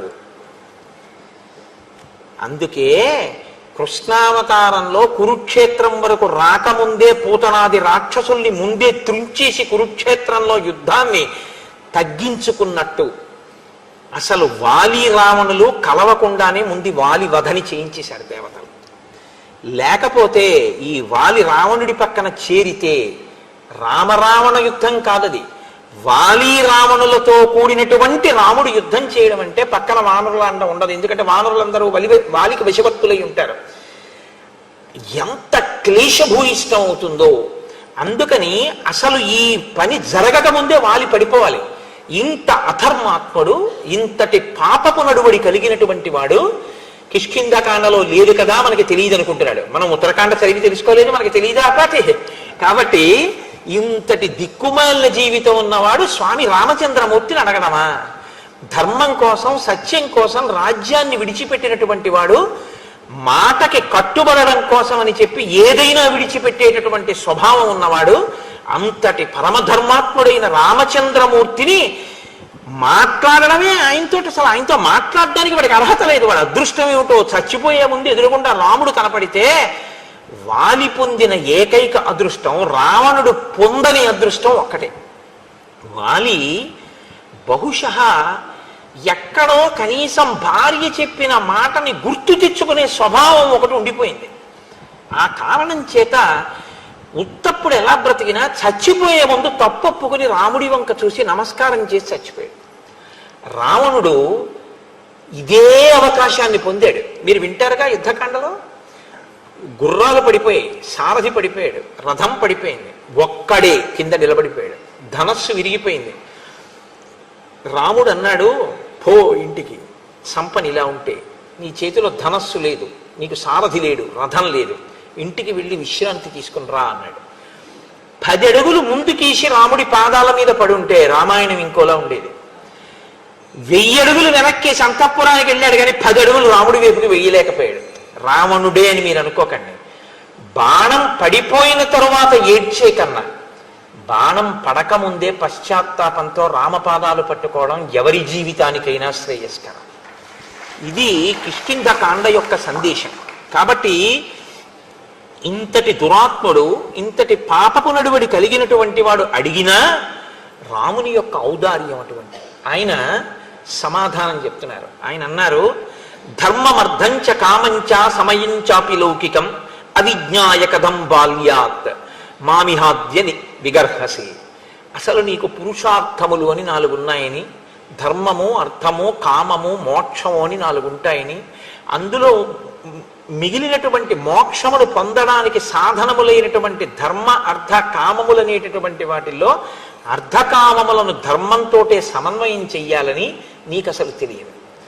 నీకు అసలు ఎప్పుడూ చతుర్విధ పురుషార్థములన్న వాటి గురించి నువ్వు మాట కూడా ప్రయత్నపూర్వకంగా సావధాన దృష్టితో తెలుసుకునే ప్రయత్నంతో విన్నవాడివి కావు, ఆలోచించిన వాడివి కావు, అనుష్ఠాన బలం ఉన్నవాడివి కావు. నీకు ధర్మం గురించి ఏం తెలిసని మాట్లాడుతున్నావు? నువ్వు ధర్మం గురించి ప్రశ్నలు వేస్తున్నావు. అపృష్టా బుద్ధి సంపన్నాన్ వృద్ధాన్ ఆచార్య సమ్మతాన్ సౌమ్య వానరచాపల్యాత్ కిం మాం వక్తుమిహిచ్చసి. అసలు ఆ ధర్మం అంటే ఏమిటో తెలుసుకోవాలి అంటే, ఆ ధర్మాన్ని ఎలా పట్టుకోవాలో తెలియాలంటే, ధార్మికంగా బతకడం అంటే ఏమిటో తెలుసుకోవాలంటే మహాత్ముల్ని ఒంట్లో ఓపికండగా ఆశ్రయించాలి. ఆశ్రయించి వారి దగ్గర విని జీవితంలో అనుష్ఠానంలోకి తెచ్చుకోవాలి. విని వదలకూడదు, ఆచరించాలి. నువ్వెవరిని ఆశ్రయించావు? చపల చిత్తులైనటువంటి నీ వంటి అమాత్యులైన వానరులతో తిరిగావు, వాళ్ళతో మాట్లాడతావు. నువ్వు ఎప్పుడైనా బుద్ధిమంతులు, ఆచార సంపన్నులు, పెద్దలు, ధార్మికులు, శాస్త్ర పరిజ్ఞానం ఉన్న వారిని ఎవరినైనా సేవించి వారి దగ్గర 4 మంచి మాటలు వినే ప్రయత్నం ఎప్పుడైనా చేశావా? నువ్వెన్నడూ చేయలేదు. నీకు తెలుసున్నది శాస్త్రం అని నువ్వు అనుకుంటూ ఉంటావు. ఇంతపాటి అల్పబుద్ధి ఉన్నవాడివి నువ్వు నన్ను ఎలాగా ఇన్ని ప్రశ్నలు వేసి నీ ఇష్టం వచ్చినట్లు మాట్లాడుతూ నన్ను నింద చేసి నువ్వు మాట్లాడగలుగుతున్నావు? ఇక్ష్వాకూణాం జియం భూమి సశైల వనకానన మృగపక్షి మనుష్యానాం నిగ్రహానుగ్రహీష్వపి. నీతో నేను ఒక సత్యం చెప్తున్నాను. ఈ కొండలతో, పర్వతములతో, నదులతో, నదములతో, అరణ్యములతో భాసిల్లుతున్నటువంటి ఈ భూమండలం అంతా కూడా ఇక్ష్వాకుకుల సంజాతులైనటువంటి వారి చేత పరిపాలింపబడుతోంది. పరమ ధర్మాత్ముడైనటువంటి భరతుడు రాజరికం చేస్తున్నాడు. ఇప్పుడు భరతుడు ధర్మాత్ముడు. ఆయన ధర్మాన్ని పట్టుకొని ధర్మాన్ని అనుష్ఠిస్తున్నాడు. ఆయన తన రాజ్యంలో ఉన్న వాళ్ళు కూడా ధార్మికులై ఉండాలి అని ఆలోచిస్తుంటాడు. తస్య ధర్మకృతాదేశ వయమన్యే చ పార్థివాః చరామో వసుధాం కృత్స్నాం ధర్మ సంతానమిచ్చవా. నేను ఈ అరణ్యంలో తిరుగుతున్నది భరతుడు ఏం కోరుకుంటున్నాడో, ధర్మము మధ్యలో ఎక్కడ తెగిపోకుండా ప్రవహించాలి, ధర్మము అనుష్ఠింపబడాలని రాజైన భరతుడు ఏది కోరుకుంటున్నాడో అది అందరి చేత అనుష్ఠింప చెయ్యడం ప్రయోజనంగా కూడా పెట్టుకుని తిరుగుతున్నవాడిని తప్ప ఏదో ఉబుసుపోక 14 ఏళ్ళు అడవిలో తిరిగితే అయిపోతుందని తిరుగుతున్నవాడిని కాను. అందుకే ఋషులకి అభయం ఇచ్చాడు అంటే ధర్మం కోసమే. క్షాత్ర ధర్మం అయింది. ధర్మము యొక్క కొనసాగింపు యందు నేను అనురక్తి ఉన్నవాడను. ప్రభువు ధర్మమునందు అనురక్తి ఉన్నవాడు. ఆయనది భూమి. ఇక్కడ ఉన్న మృగ పక్షి సమస్త జాతులు ధర్మమును అవలంబించేటట్టుగా చూడడం మా హక్కు, మా అధికారం. నువ్వు నీది ధర్మమా, నీది ధర్మమా, నీది ధర్మమా అని నన్ను ఎన్నో ప్రశ్నలు వేశావు. జ్యేష్ఠో భ్రాత పితా చైవ యస్య విద్యాం ప్రయచ్చతి తయస్తే పితరో జ్ఞేయ ధర్మ్యే పదిహివర్తనిహ.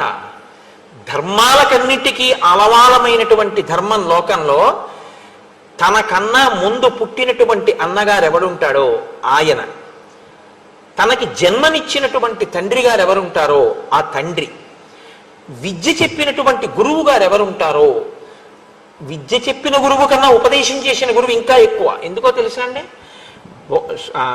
వాచక గురువు, సూచక గురువు, బోధక గురువు, పరమ గురువు, నిషిద్ధ గురువు అని గురువులు 5 రకాలుగా ఉంటారు. ఇందులో నిషిద్ధ గురువుని పక్కన పెట్టేయండి. ఎందుకంటే నిషిద్ధ గురువు గురువైనా చెయ్యకూడని పనులు నేర్పుతాడు, ఉగ్రమైన ఉపాసనలు అవిని. కాబట్టి అది పక్కన పెట్టండి. నలుగురిలో మళ్ళీ చాలా పెద్ద స్థాయి ఎవరిదంటే పరమ గురువుది. పరమ గురువు అంటే మన ఎదురుగుండా ఉన్నారా లేదా మనం చూడం. ఆయన పాదుకలు చాలని ఆయన ఉన్నారు. ఆయన పాదుకలే మా అహంకారాన్ని అణచి ఈ మంచి పనులు చేయిస్తున్నాయని ఆయనకి స్తోత్రం చేసి మనం ఏదైనా మొదలు పెడతాం. వారిని పరమ గురువులు అంటారు. భారతీ తీర్థ మహాస్వామి వారికి ప్రతిరోజు మనం ఇక్కడ ప్రార్థన చేసి మీ అనుగ్రహంతో మేము ఈ కార్యక్రమం చేస్తున్నాం అని మొట్టమొదట గురుపాదుకల మీద పుష్పములు సమర్పించి నకర్మణాన ప్రజయా ధనేన త్యాగే నైకే అమృతత్వమానసవు అంటూ ఆయన వైభవాన్ని స్తోత్రం చేసి ఆ గురు పరంపర యొక్క గొప్పతనాన్ని ఒక్కసారి మనసులో స్మరించుకుని ఆ పరంపరలో వచ్చినటువంటి వారు మీరు శంకరాచార్య స్వరూపులు, అభినవ విద్యాతీర్థ స్వామి వారి కరకమల సంజాతులు, వారి చేతుల మీదుగా వారి చేతులనబడేటటువంటి కమలములలోంచి ఉద్భవించిన వారు. అంటే వారి చేత ఎన్నో మార్లు మీ భుజము తట్టబడి సుశిక్షితమైనటువంటి బుద్ధి కలిగినటువంటి వారు, గురువుల యొక్క అనుగ్రహములు పొందినటువంటి వారు, వారి చెయ్యి మీ తల మీద పెడితే హస్తమస్తక సంయోగం చేత గురువుల యొక్క పరిపూర్ణమైన తేజస్సుని మీలోకి ప్రవహింప చేసుకున్నవారు, లోకమునకు ఆచార్య స్థానములో కూర్చుని మర్యాద నేర్పినవారు, మీ పాదుకలు పై శరీరాన్ని ఎలా తొక్కి ఉంచుతాయో అలా మాలోని అహంకారము ప్రబలకుండా మేము ఈశ్వరునకు గురువునకు విధేయులమై ఉండి మా జన్మ సార్థకత పొందడానికి మీ ఉపదేశము మీ పాదుక మాకు శిరోధార్యమై మమ్మల్ని నడిపిస్తోంది అని పూనికతో వెళ్ళి పాదాల మీద ఆ పాదుకల మీద మనం పుష్పాలు వేసి కార్యాన్ని మొదలు పెడతాం. కాబట్టి అటువంటి గురువు ఎవరున్నాడో ఆయన కూడా తండ్రియే. తండ్రి స్థాయి గురువుది. పరమ గురువు అంటే ఆయన, బోధక గురువు అంటే మంత్రోపదేశం చేసినవారు, సూచక గురువు అంటే చిన్నతనంలో విద్య నేర్పినవారు, వాచక గురువు. సూచక గురువు అంటే ఒక ఆశ్రమానికి వెడితే ఈ ఆశ్రమంలో నియమాలు ఇలా ఉంటాయండి, మీరు ఇలా ఉండవలసి ఉంటుంది అని నియమం చెప్తారు. ఆశ్రమంలో ఉంటే మీ ఇష్టం వచ్చినట్లు మీరు ఉండకూడదు. ఆశ్రమ నియమావళి కనుక్కోవాలి. కనుక్కుని దాని ప్రకారం మీరు అక్కడ ప్రవర్తించవలసి ఉంటుంది. ఇది చెప్పేవారిని సూచక గురువు అంటారు. కాబట్టి ఈ గురువులలో మళ్ళీ పరమ గురువు వచ్చినప్పుడు బోధక గురువు కూడా నమస్కారం చేస్తారు. బోధక గురువు, సూచక గురువు, వాచక గురువుల్లో విద్య నేర్పినవాడు, మంత్రోపదేశం చేసిన వాడు కూడా తండ్రి స్థాయిని పొందుతారు. అందుకే మంత్రోపదేశం చేసినటువంటి గురువు గారు శరీరాన్ని వదిలిపెట్టేస్తే ఉపదేశం పొందిన వారిది కొడుకు స్థానమే. వారు వెళ్ళి గయలో శ్రాద్ధం పెట్టడానికి అధికారం ఉంటుంది. కొడుకు ఎలా చేస్తాడో శిష్యులు అలా చేస్తారు గురువు గారికి. కాబట్టి అందుకే శిష్యులు మాత్రమే గురువు గారికి గండపెండేరం వేస్తారు, ఇంకొకళ్ళు వేయకూడదు. ఎందుకు వేయకూడదు అంటే గండపెండేరం దేనికి వేస్తారండి? ఎడం పాదానికి వేస్తారు. ఎందుకు వేస్తారో తెలుసా? ఈ పాదం ఎంతకాలం తిరుగుతుందో ఈ భూమి మీద ఆ పాదం ఆయన ఆయుర్దాయానికి సూచన. ఎడం వైపు గుండెకాయ ఉంటుంది. ఆయన గుండె ఎంతకాలం కొట్టుకుంటుందో, ఆ గుండె కొట్టుకోవడానికి ఆయన ఊపిరి ఎంతకాలం తీస్తారో అంతకాలం ఆయన మాట్లాడతారు. ఆయన ఎంతకాలం మాట్లాడతారో అంతకాలం ఆయన మా అభ్యున్నతికి సంబంధించిన భగవత్ సంబంధాన్నే చెప్తూ ఉంటారు. ఆ గుండె ఆగిపోతే, ఆ ఊపిరి ఆగిపోతే ఆయనకు వచ్చిన అభ్యంతరం లేదు, ఆయన ఈశ్వరుల్లో కలిసిపోతాడు. కానీ మాకు దిక్కు ఉండదు, మాకు మంచి మాట చెప్పేవాడు ఉండడు. కాబట్టి గురువుగారికి గండకాలం ప్రవేశిస్తోందేమో అని అనుమానం వస్తే సాధారణంగా షష్ఠిపూర్తిలో వేస్తారు. అదే కారణం. గురువుగారు ఇంకా బతికుండాలి అని శిష్యులు కోరుకుంటే, ఎందుకంటే గురువు శరీరం విడిచిపెట్టడానికి సిద్ధంగానే ఉంటాడు. ఎందుకంటే ఆయనకేం ఖేదం ఉండదు, శరీరం నేను కాదని తెలుసుకుని ఉంటాడు గురువు. గురువు గారు ఉండాలని శిష్యులు కోరుకోవాలి. కాబట్టి గురువు గారి పాదానికి గండపెండేరం వేస్తారు. ఇస్తే ఆయన 10 కాలాలు బ్రతికుండి ఆ పాదాలు మాకు కనపడాలి, మేము నమస్కారం చేసుకుని ఆ పాదములు మా అహంకారాన్ని తొక్కి మంచి మాటలు చెప్పి మమ్మల్ని నడిపించాలని కోరుకుంటారు. కాబట్టి గురువు తండ్రితో సమానం. అసలు నిజంగా మీరు ఎప్పుడైనా గురు వైభవము అని వింటే సరే, అది వేరు విషయం అనుకోండి. కాబట్టి జ్యేష్ఠో భ్రాత పితా చైవ యశ్చ విద్యాం ప్రయచ్చతి త్రయస్తే పితరో జ్ఞేయ ధర్మ్యే పదిహి వర్తినః. ధర్మం తెలుసున్నవాడైతే వీళ్ళందరిది ఒక్క స్థాయి. తండ్రి గారు, తండ్రి గారి తర్వాత పెద్దన్నగారు. తండ్రి గారు ఉన్నా కూడా పెద్దన్నగారు అంత గౌరవం పొందుతాడు. తండ్రి గారు శరీరం వదిలేస్తే పెద్దన్నగారిదే. అందుకే మీరు చూడండి, ఇప్పటికీ మనం సనాతన ధర్మంలో తల్లి తండ్రి ఉన్నా కూడా అన్నగారు కానీ బ్రతికి ఉంటే అన్నగారి పేరు మీదే శుభలేఖ వేస్తాం. తండ్రి గారు నిధనం అయిపోయారనుకోండి, అన్నగారు ఉన్న తన పేరు మీద శుభలేఖ వేసుకోరు తమ్ముళ్ళు. ఆయన పేరు మీద శుభలేఖ వేసి ఆయన ఆహ్వానిస్తారు ఇంటి పెద్దరికం. ఆయన నా తమ్ముని కుమారుడైన, లేకపోతే నా తమ్ముని కుమార్తె, అసలు అలా కూడా అక్కర్లేదు. నా కుమార్తె అనడానికి ఆయనకి అధికారం ఉంటుంది, నా కుమారుడు అనడానికి అధికారం ఉంటుంది. కాకపోతే అదేమిటి, గురువు గారికి 2 కూతుళ్ళు ఉన్నారా 3 కూతుళ్ళు ఉన్నారా అనుకోకుండా నా సోదరుడు ఫలానా వాడి కుమార్తె అని బ్రాకెట్లో వేస్తాడు తప్ప నా కుమార్తె అంటాడు అన్నగారు. అన్నగారు అన్నది ఏమిటండి, మా అమ్మాయి అండు తమ్ముడు కూతుర్ని. కాబట్టి పెద్దన్నగారు ముందు పుట్టినవాడు. పెద్దన్నగారు అంటే పైవాడే అని కాదు నా ఉద్దేశం, ప్రత్యేకించి పెద్దవాడు. పెద్దవాడు, తండ్రి, విద్య నేర్పినటువంటి గురువు. ఈ ముగ్గురు తండ్రితో సమానమైన స్థాయిలోనే ఉంటారు. కాబట్టి ఇప్పుడు నువ్వు సుగ్రీవుడికి ఎవరు? తండ్రి. తండ్రి కొడుకుని ఎలా చూడాలి, ఎంత ప్రేమగా చూడాలి. కొడుకు భార్య నీకేమవుతుంది? కోడలవుతుంది. నువ్వేం చేసావు? నువ్వు ధర్మం గురించి నన్ను అడుగుతున్నావు. ఇంకింతకన్నా వాలి నోరు ముయ్యడానికి ఏం కావాలండి జవాబు? ఆయన అన్నారు, యవీయాం ఆత్మన పుత్ర శిష్యశ్చాపి గుణోదిత పుత్రవత్తే త్రయశ్చింత్య ధర్మశ్చేదత్ర కారణం.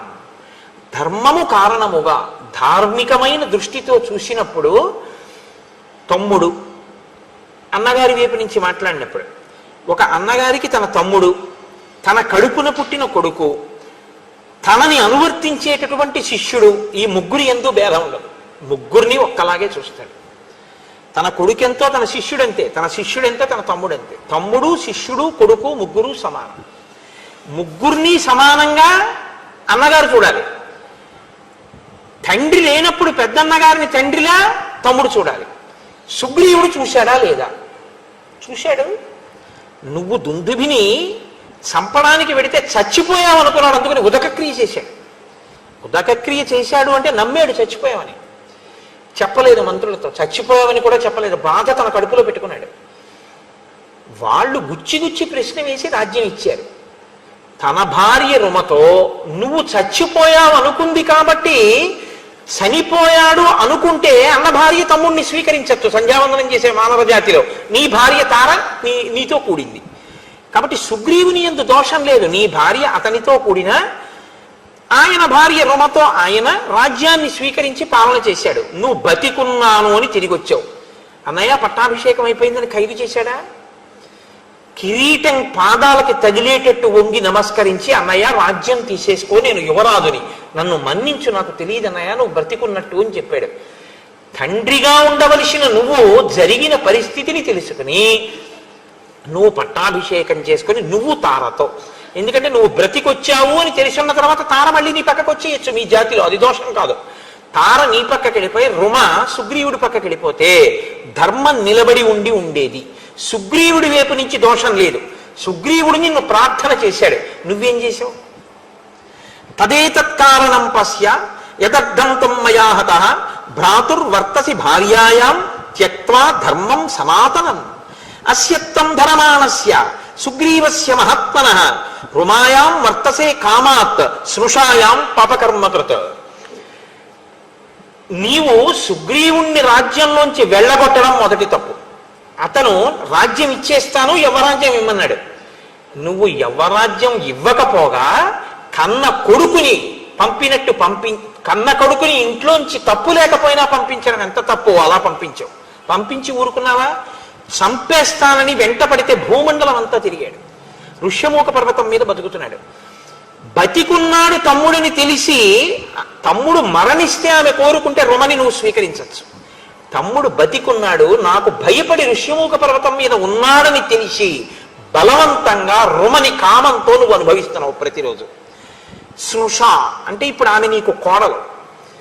తన కోడలిని ఆ దృష్టితో కూడా చూడకూడదు మామగారు. ఎందుకంటే తన కూతురు ఎంతో కోడలు అంతకన్నా ఎక్కువ స్థానం తెలుసా అండి శాస్త్రంలో. అందుకే రాముడైతే శాస్త్రం అలా ఉంటుంది. నీకు మామగారు చచ్చిపోయాడు అన్నాడు తప్ప నాకు తండ్రి గారు చచ్చిపోయాడు అని అనలేదు. పితామృతస్తే శ్వశుర పితాహీనోసి లక్ష్మణ అన్నాడు ఆయన అయోధ్యకాండలో. మీకు నేను వివరించాను కూడా.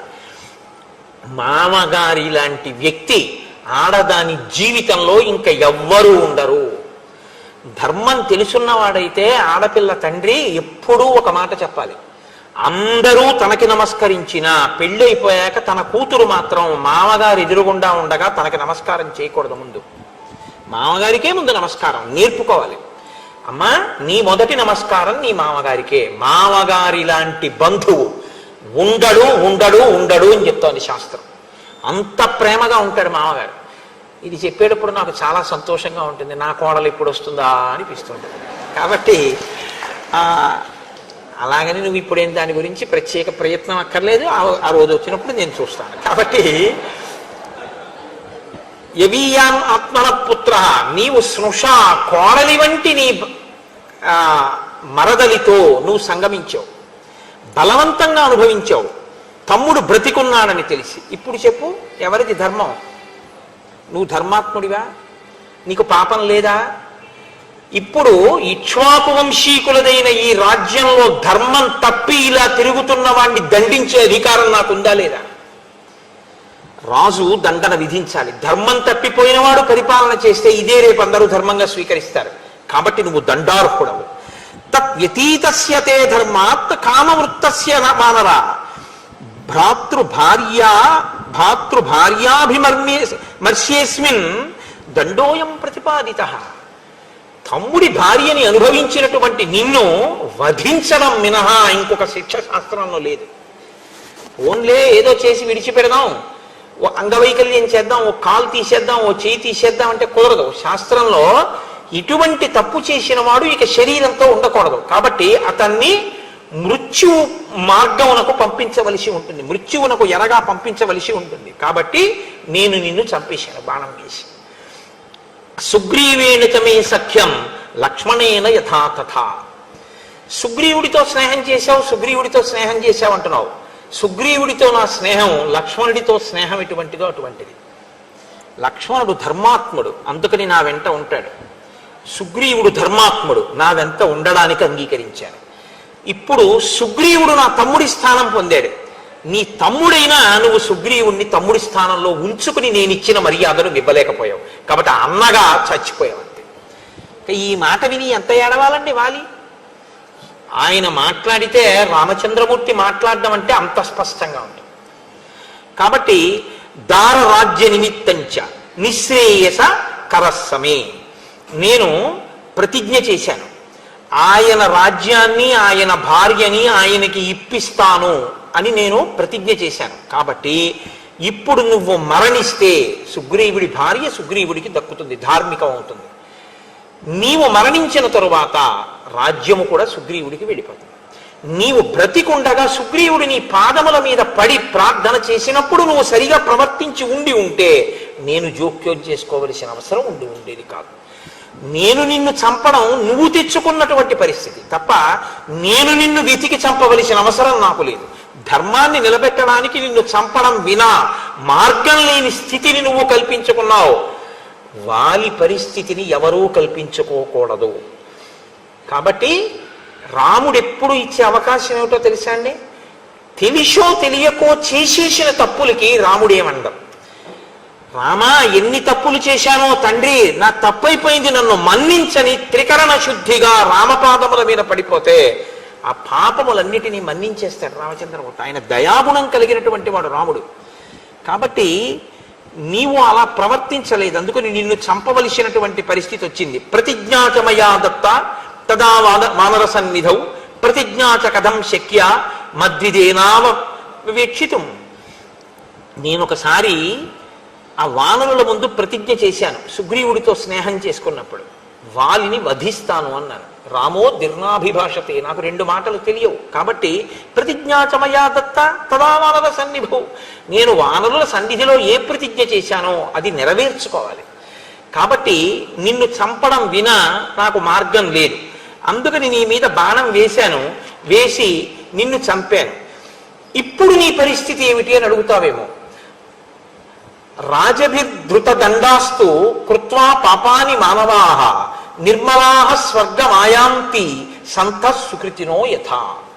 సత్పురుషుడైనటువంటి వాడు జీవితంలో ఏ పాపం చెయ్యనటువంటి వాడు స్వర్గాన్ని ఎలా పొందుతాడో, నువ్వు చేసిన మహాపాపానికి నా చేత దండన పొందేశావు కాబట్టి, రాజదండన పొందేశావు కాబట్టి నీ పాపం అక్కడతో పోయింది. ఇంకా పోయింది కాబట్టి ఇప్పుడు నువ్వు స్వర్గానికి వెళ్ళిపోతావు. ఇప్పుడు నేను నీకు ఉపకారం చేశానా అపకారం చేశానా?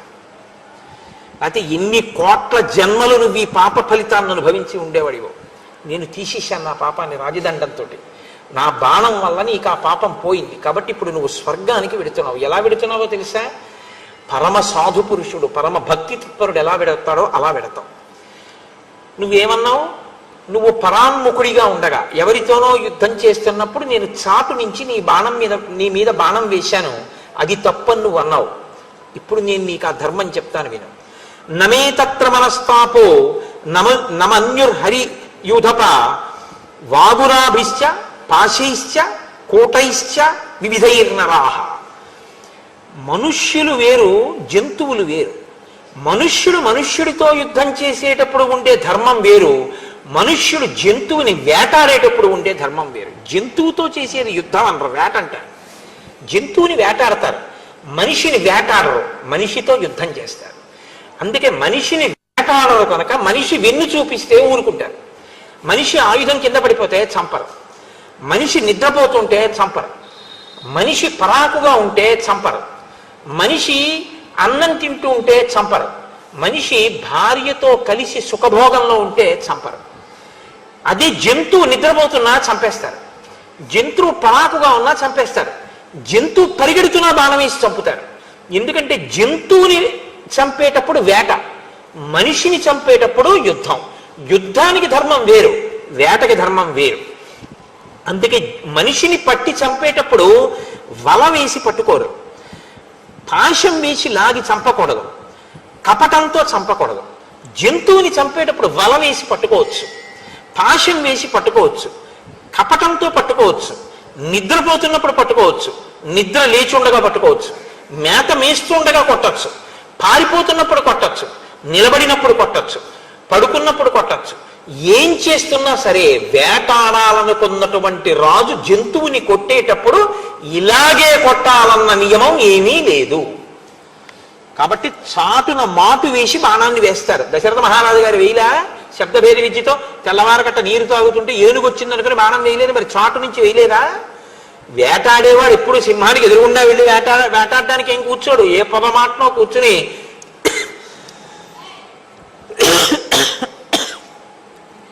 సింహం వచ్చింది అనుకుంటే వెంటనే సింహం మీద బాణప్రయోగం చేస్తారు. అంతేగాని ఆ సింహానికి ఎదురుగుండా వచ్చి యుద్ధం చేయాలని నియమం లేదు.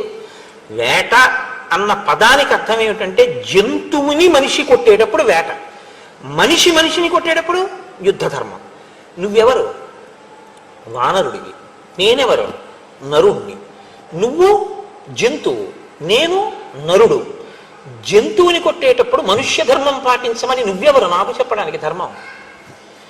జంతువుని కొట్టేటప్పుడు వేట ధర్మం. నా ఇష్టం, ఎదురుగుండా నిలబడి కొడతా, పక్క నుంచి కొడతా, వెనక నుంచి కొడతా, పారిపోతుంటే కొడతా, వలేసి కొడతా, పాశం వేసి కొడతా, నిద్రపోతున్నా కొట్టేస్తా.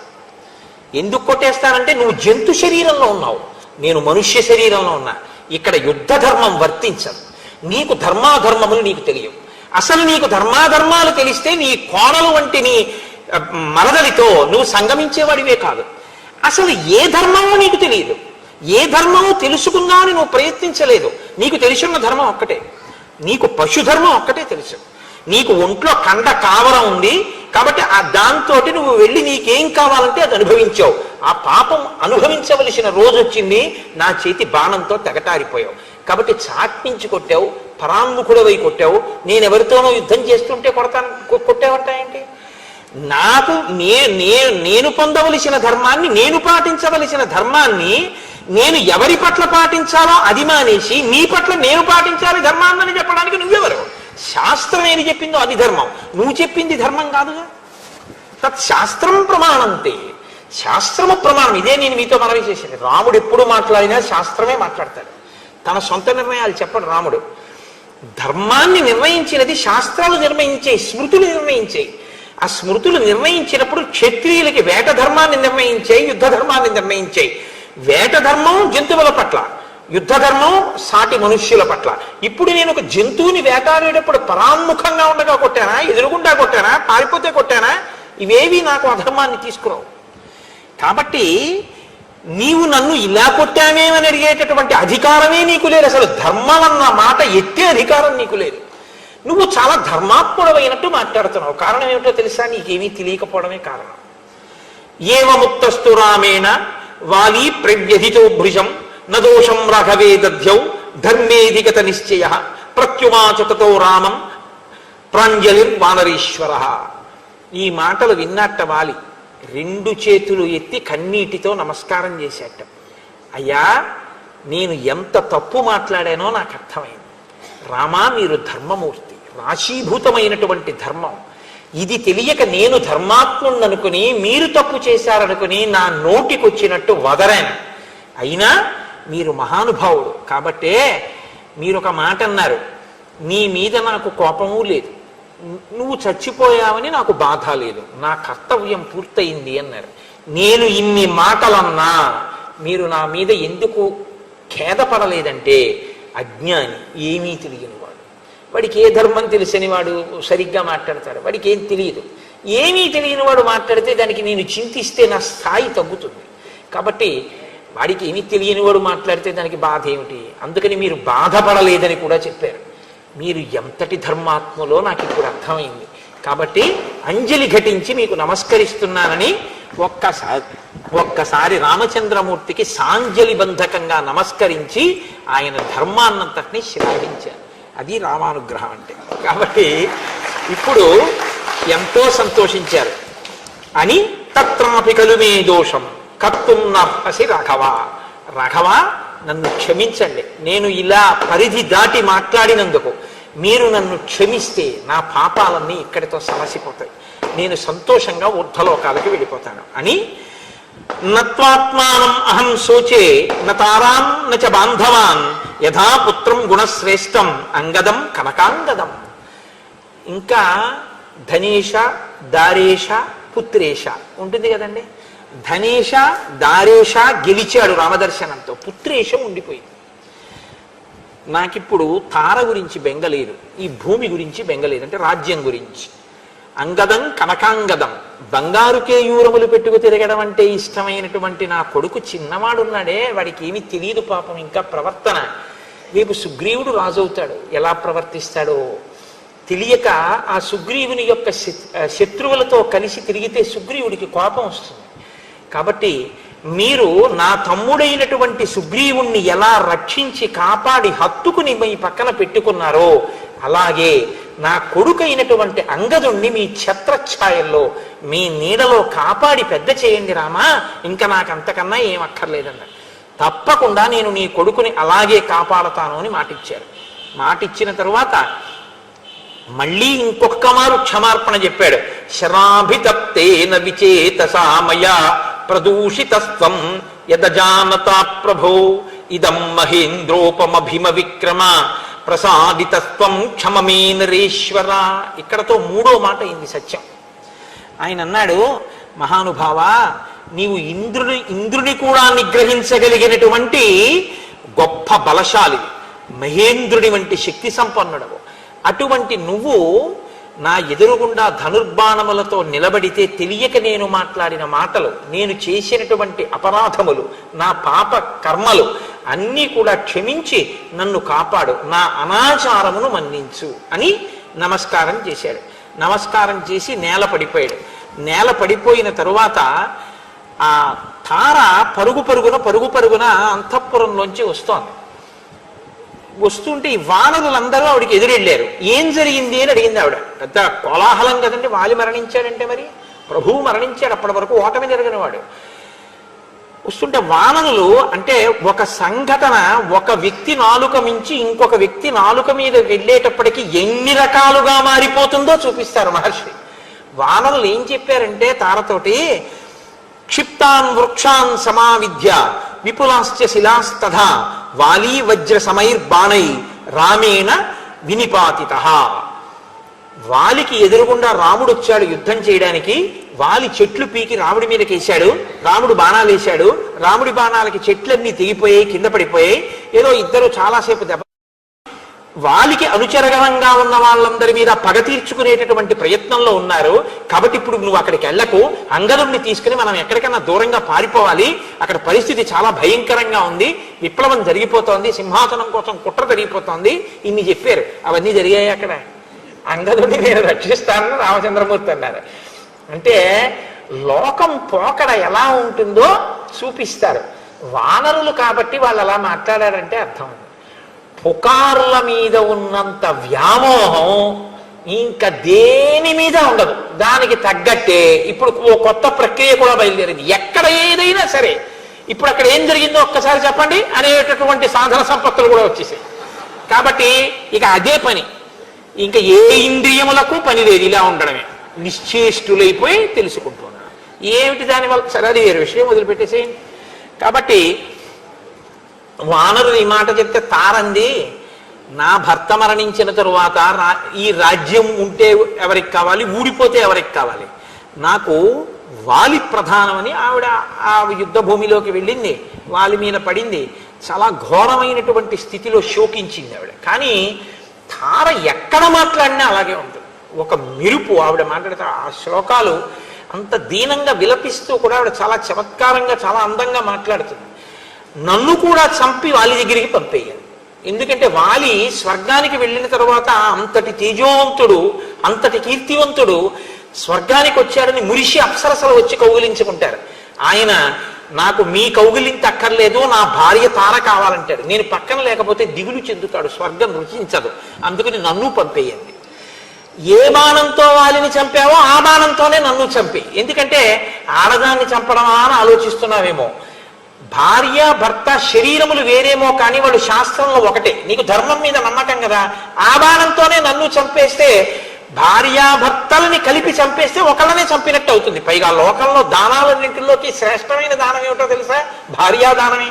అంటే కన్యాదానం. కన్యాదానం గొప్పది, అందుకు కదండి అయింది. ఇంకోటి ధర్మం చేసుకోవాలంటే, ధర్మం చేసుకోవడం అంటే మీరు జాగ్రత్తగా అర్థం చేసుకోండి, ఏది చెయ్యాలన్నా ధర్మపత్ని పక్కన ఉండాలి కదా, అందుకని కన్యాదానం గొప్పది. కాబట్టి భార్యాదానం చాలా గొప్పది. అందుకని నన్ను నువ్వు ఇప్పుడు చంపేస్తే వారికి భార్యాదానం చేసిన వాడి అవుతావు, కాబట్టి నన్ను చంపేయండి అని. నీకెప్పుడు ఈ భూమి మీద వ్యామోహం, రాజ్యాకాంక్ష, అందుకని వాలి నేనొచ్చినా భూమినే కౌగులించుకుని పడుకున్నావా అంటుంది. ఆ ఏడుపులో కూడా ఆవిడ ఎంత చమత్కారంగా మాట్లాడుతుందో. కానీ అలా అనకూడదు, అది సంస్కృతి పాత్రం కాదు అలా మాట్లాడడం. అంటే అలా ఏడవడాన్ని అభినందించి మాట్లాడడం అన్నది మంచి పద్ధతి కాదు. కానీ ఆవిడ అలా పాపం శోకించింది భర్త యొక్క మరణానికి. కానీ ఆవిడ వాలితో ఒక మాట అంటుంది, ఇవి అనగలిగిన ప్రజ్ఞ లోకంలో చాలా తక్కువ మందికే ఉంటుంది. మండోదర్ అంటుంది రావణుడి విషయంలో, తార అంటుంది వాలి విషయంలో యుద్ధ భూమిలో. ఆవిడ అంటుంది, సుగ్రీవస్య త్వయా భార్య హృతాసచ వివాసిత యత్తస్య త్వయా వృష్టి ప్రాప్తేయం ప్లవగాధిప. నీవు నీ తమ్ముడైనటువంటి సుగ్రీవుడి భార్యని నీ భార్యగా అనుభవించడం వల్లనే ఈ ప్రమాదాన్ని తెచ్చుకోవడం అయింది. సుగ్రీవుణ్ణి రాజ్యంలోంచి పంపకుండా సుగ్రీవుడికి యవ్వరాజ్యం ఇచ్చి ఆయన భార్యతో ఆయన ఉండే అవకాశం ఆయనకి ఇచ్చి ఉంటే ఎలా ఉండేదో పరిస్థితి. నీ చావుకి కారణం రాముడని నువ్వు అనుకుంటున్నావు, నీ పాపమే కారణము అన్నాడు. కాబట్టి ఆ తల్లి, ఆ మహాతల్లి చాలా గొప్పగా అని ఆవిడ ఒక మాట అంది, నువ్వు మరణించావు సరే, నీ పాపం నువ్వు చేశావు, నువ్వు చనిపోయావు, కానీ ఇప్పుడు నా పరిస్థితి ఏమిటి? వాలి భార్య అంటారు, రాజ్యం ఉంటుంది, కొడుకు అంగదుడు ఉన్నాడు, రేపొద్దున సుగ్రీవుడు రాజైతే అంగదుడు యువరాజు అవుతాడు, యువరాజు యొక్క తల్లిని నేను. ఇన్ని ఉన్నా శాస్త్ర పరిజ్ఞానం ఉన్న పండితులు నన్ను ఏమని పిలుస్తారో తెలుసా? పతిహీనాతు యానారి కామం భవతు పుత్రిని ధన ధాన్య సమృద్ధాపి విధవే మృత్యతే బుధై విధవేత్యుచ్యతే బుధై. శాస్త్రమెరిగినటువంటి పండితులు పతిహీనాతు యానారి, భర్త లేనటువంటి ఆడదాన్ని ఎంత గొప్ప కొడుకున్నా, ఎంతమంది కొడుకులున్నా, ఎంత ధనం ఉన్నా, ఎంత ధాన్యం ఉన్నా విధవ అంటారు తప్ప ఇంకొక మాట అనరు నన్ను. కాబట్టి నువ్వు పాపపు నడువడితో ఉన్నావు, ఫలితం విధవగా నేను బతకవలసినటువంటి స్థితిని నాకు కల్పించావు అని రాముడి వంక తిరిగింది. రాముడి వంక తిరిగి రామునిలో ఉన్న తేజస్సు గుర్తించింది. అప్పుడు కూడా ఆవిడ బహుశా పూర్వపుణ్యము యొక్క బలం చేత తార అలా చెప్పగలిగింది తప్ప అన్యులకు అది సాధ్యం కాదు. అలా పసికట్టినా అలా వాక్కులలో ఆవిష్కరించలేరు. అందులో అటువంటి దీనస్థితిలో ఆవిడంత గొప్పగా మాట్లాడింది. త్వమప్రమేయశ్చ దురాసదశ్చ జితేంద్రియశ్చోత్తమ ధర్మకశ్చ అక్షీణకీర్తిశ్చ విచక్షణశ్చ క్షితి క్షమావాన్ క్షతజోపమాక్ష. నీవు రామ త్వమప్రమేయశ్చ దురాసదశ్చ, నీ యొక్క శక్తిని ఊహించడం ఎవరికి సాధ్యం కాదు. భగవంతుడి యొక్క శక్తిని ఎవరు ఊహిస్తారండి? జితేంద్రియశ్చోత్తమ ధర్మకశ్చ, నువ్వు ఇంద్రియములను జయించినటువంటి వాడివి. ఉత్తమ ధార్మికశ్చ, నువ్వు చాలా ఉత్తమమైనటువంటి ధార్మికుడవు. ఇంద్రియములను గెలవడం వేరు, ఇంద్రియములను అణచడం వేరు. మీరు ఈ రెండింటికి తేడాని తెలుసుకోవాలి. ఇంద్రియములను అణిచినటువంటి వాళ్ళు రామాయణంలో ఉంటారు, ఇంద్రియములను గెలిచిన వాళ్ళు రామాయణంలో ఉంటారు. ఇంద్రియములను అణిచినవాడు రావణాసురుడు. ఇంద్రియాల్ని అణచడం అంటే ఏమిటో తెలుసా అండి? త్రాచుపాము యొక్క తల మీద పాదాన్ని పెట్టి కూర్చోవడం. కానీ లేచాడనుకోండి పావు తెరిచేస్తుంది. ఇంద్రియాలు కొంతసేపు బయట వ్యామోహంతో తిరగకుండా తిప్పి అట్టే పెడతాడు. దానివల్ల బ్రహ్మగారి అనుగ్రహాన్ని పొందాడు, వరాలు పొందాడు. లేచాడు, ఇంద్రియాలన్నీ విజృంభిస్తాయి. కాబట్టి ఇప్పుడు ధర్మాన్ని వదిలేస్తాడు. ఇంద్రియాలు ఎటు తిరుగుతున్నాయో అటు తిరగడం మొదలు పెడతాడు. అధార్మికమైన ప్రవర్తన వైపు పెడతాడు. ఇంద్రియాల్ని గెలవడం అంటే ఏమిటో తెలుసా అండి? తాను ధార్మికంగా అనుభవించకూడదు అన్న సుఖం తన కన్నుల ముందు కనపడి తనని కోరుకున్నా తాను ఆ సుఖాన్ని అనుభవించాడు. ఎందుకంటే శాస్త్రం అంగీకరించాలి కనుక. ఆయన ఇంద్రియముల యందు కాని మనస్సు యందు కాని వికారము కలగదు. అలాంటి వాడు ఇంద్రియములను గెలిచినవాడు. కాబట్టి జితేంద్రియశ్చోత్తమ ధార్మికశ్చ, నువ్వు ఇంద్రియములను గెలిచినటువంటి వాడివి, ఉత్తమమైనటువంటి ధార్మికుడివి.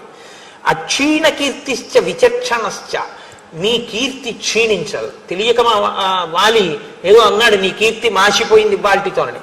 అక్షీణ కీర్తిశ్చ విచక్షణశ్చ, నీకు యుక్తాయుక్త విచక్షణ బాగా ఉన్నవాడివి. క్షితిక్షమావాన్, భూమికి ఎంత ఓర్పు ఉందో అంత ఓర్పున్నవాడివి. క్షత జోపమాక్ష, ఎరుపు జీరలు తీరి రక్తం ఎలా ఉంటుందో అటువంటి కందులు ఉన్నటువంటి వాడివి, అంత అందగాడివి. త్వమాప్త బాణాసన బాణపాణి మహాబల సంహన నోపపన్న మనుష్య దేహాభ్యుదయం విహాయ దివ్యేన దేహాభ్యుదయేన యుక్త. నువ్వు ఆ ధనస్సు పట్టుకుని బాణాలు తూణీరం కట్టుకుని ఇలా నిలబడితే తార వచ్చేటప్పటికి ఆయన దాని మీద వాలి ఉన్నాడు ఇలాగా ఆ ధనస్సు మీద. నువ్వు నిలబడితే నీ అవయవ సంఘాతం ఉందే, నీ శరీరంలో అవయవాల యొక్క పొందిక, దాన్ని చూస్తుంటే అది ఒక మనుష్య శరీరానికి ఉండేటటువంటి అవయవముల యొక్క పొందిక కాదు, అది దేవతల యొక్క శరీరపు కాంతులు నీ శరీరపు కాంతులలో కనపడుతున్నాయి. కాబట్టి నువ్వు సాక్షాత్ ఈశ్వరుడవు అని ఆవిడ రామచంద్రమూర్తి యొక్క వైభవాన్ని కీర్తించి ఆమె తాను కూడా సహగమనం చేస్తానని. లోకంలో ఒక పోకడ ఒకటి ఉంటుంది. ఇంత చంపించేసినటువంటి సుగ్రీవుడు అన్నాడు, పాపం నేను ఎప్పుడు కనపడినా మా అన్నయ్య చెట్టు కొమ్మలతో కొట్టి ఇంకెప్పుడు రాకరి తరిమేసేవాడు తప్ప చంపలేదు, నేను మాత్రం మా అన్నయ్యని చంపించేశాను, అలాంటి తమ్ముడు లోకంలో ఉండడు. ఇప్పుడు చనిపోతున్నటువంటి అన్నయ్యని చూసిన తరువాత నాకు ఎంత మాత్రమూ కూడా ఈ రాజ్యాన్ని తీసుకోవాలని లేదు. అందుకని ఋష్యమూక పర్వతం మీదకి వెళ్ళిపోయి కందమూలాలు తింటూ ఉంటాను, అక్కడే ఉంటాను, అంగదుడికి రాజ్యం ఇచ్చేయండి, అన్నయ్యని చంపి పాపం మూట కట్టుకున్నాను, తారావిలాపం చూస్తే నా హృదయం కదిలిపోతోంది అన్నాడు. చిత్రం ఏమిటో తెలుసా అండి? రాముడు ఇచ్చాడు. ఇది రాముడి హృదయం అంటే.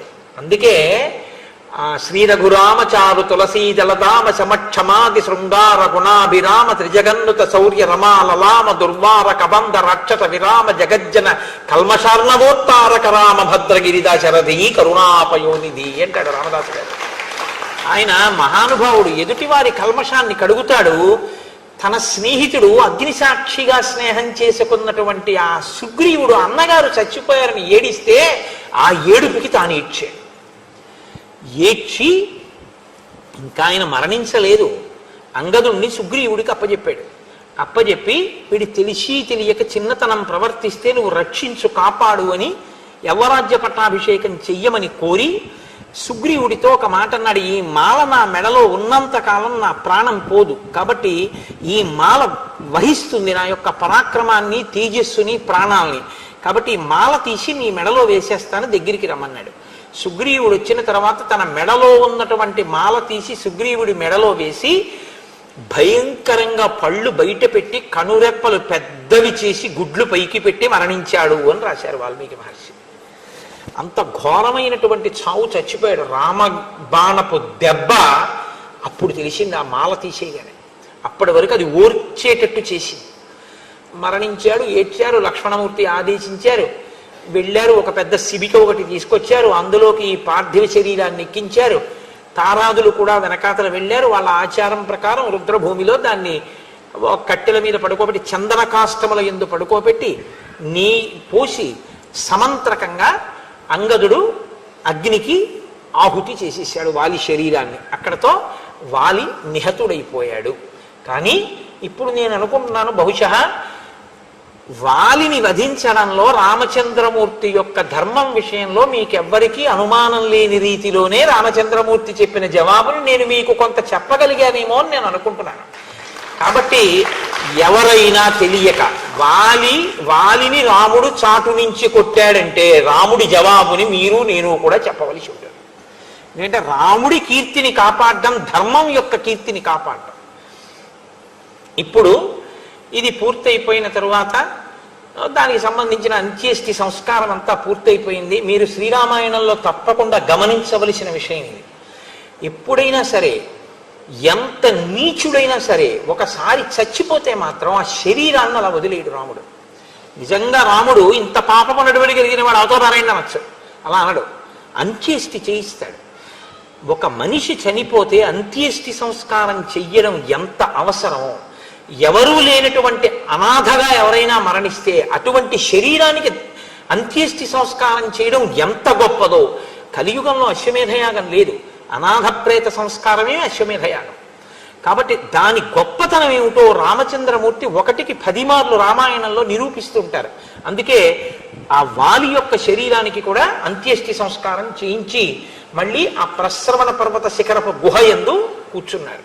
హనుమదాదులు సుగ్రీవుడు వెళ్ళారు ఆయన దగ్గరికి. వెళ్ళి అన్నారు, భవత్ ప్రసాదాత్ సుగ్రీవ పితృపైతామహం మహత్ వానరాణాం సుదుష్ప్రాప్తం ప్రాప్తో రాజ్యమిదం ప్రభో భవతా సమనుజ్ఞాతః ప్రవిశ్య నగరం శుభం సంవిధాస్యతి కార్యాణి సర్వాణి ససుహృజ్జనః స్నాతోయం వివిధైర్గంధైః ఔషధైశ్చ యథావిధి అర్చయిష్యతి రత్నైశ్చ మాల్యైశ్చ త్వాం విశేషతః ఇమాం గిరిగుహాం రమ్యాం అభిగంతు వితోర్హసి కురుష్వ స్వామి సంబంధం వానరాన్ సంప్రహర్షయన్.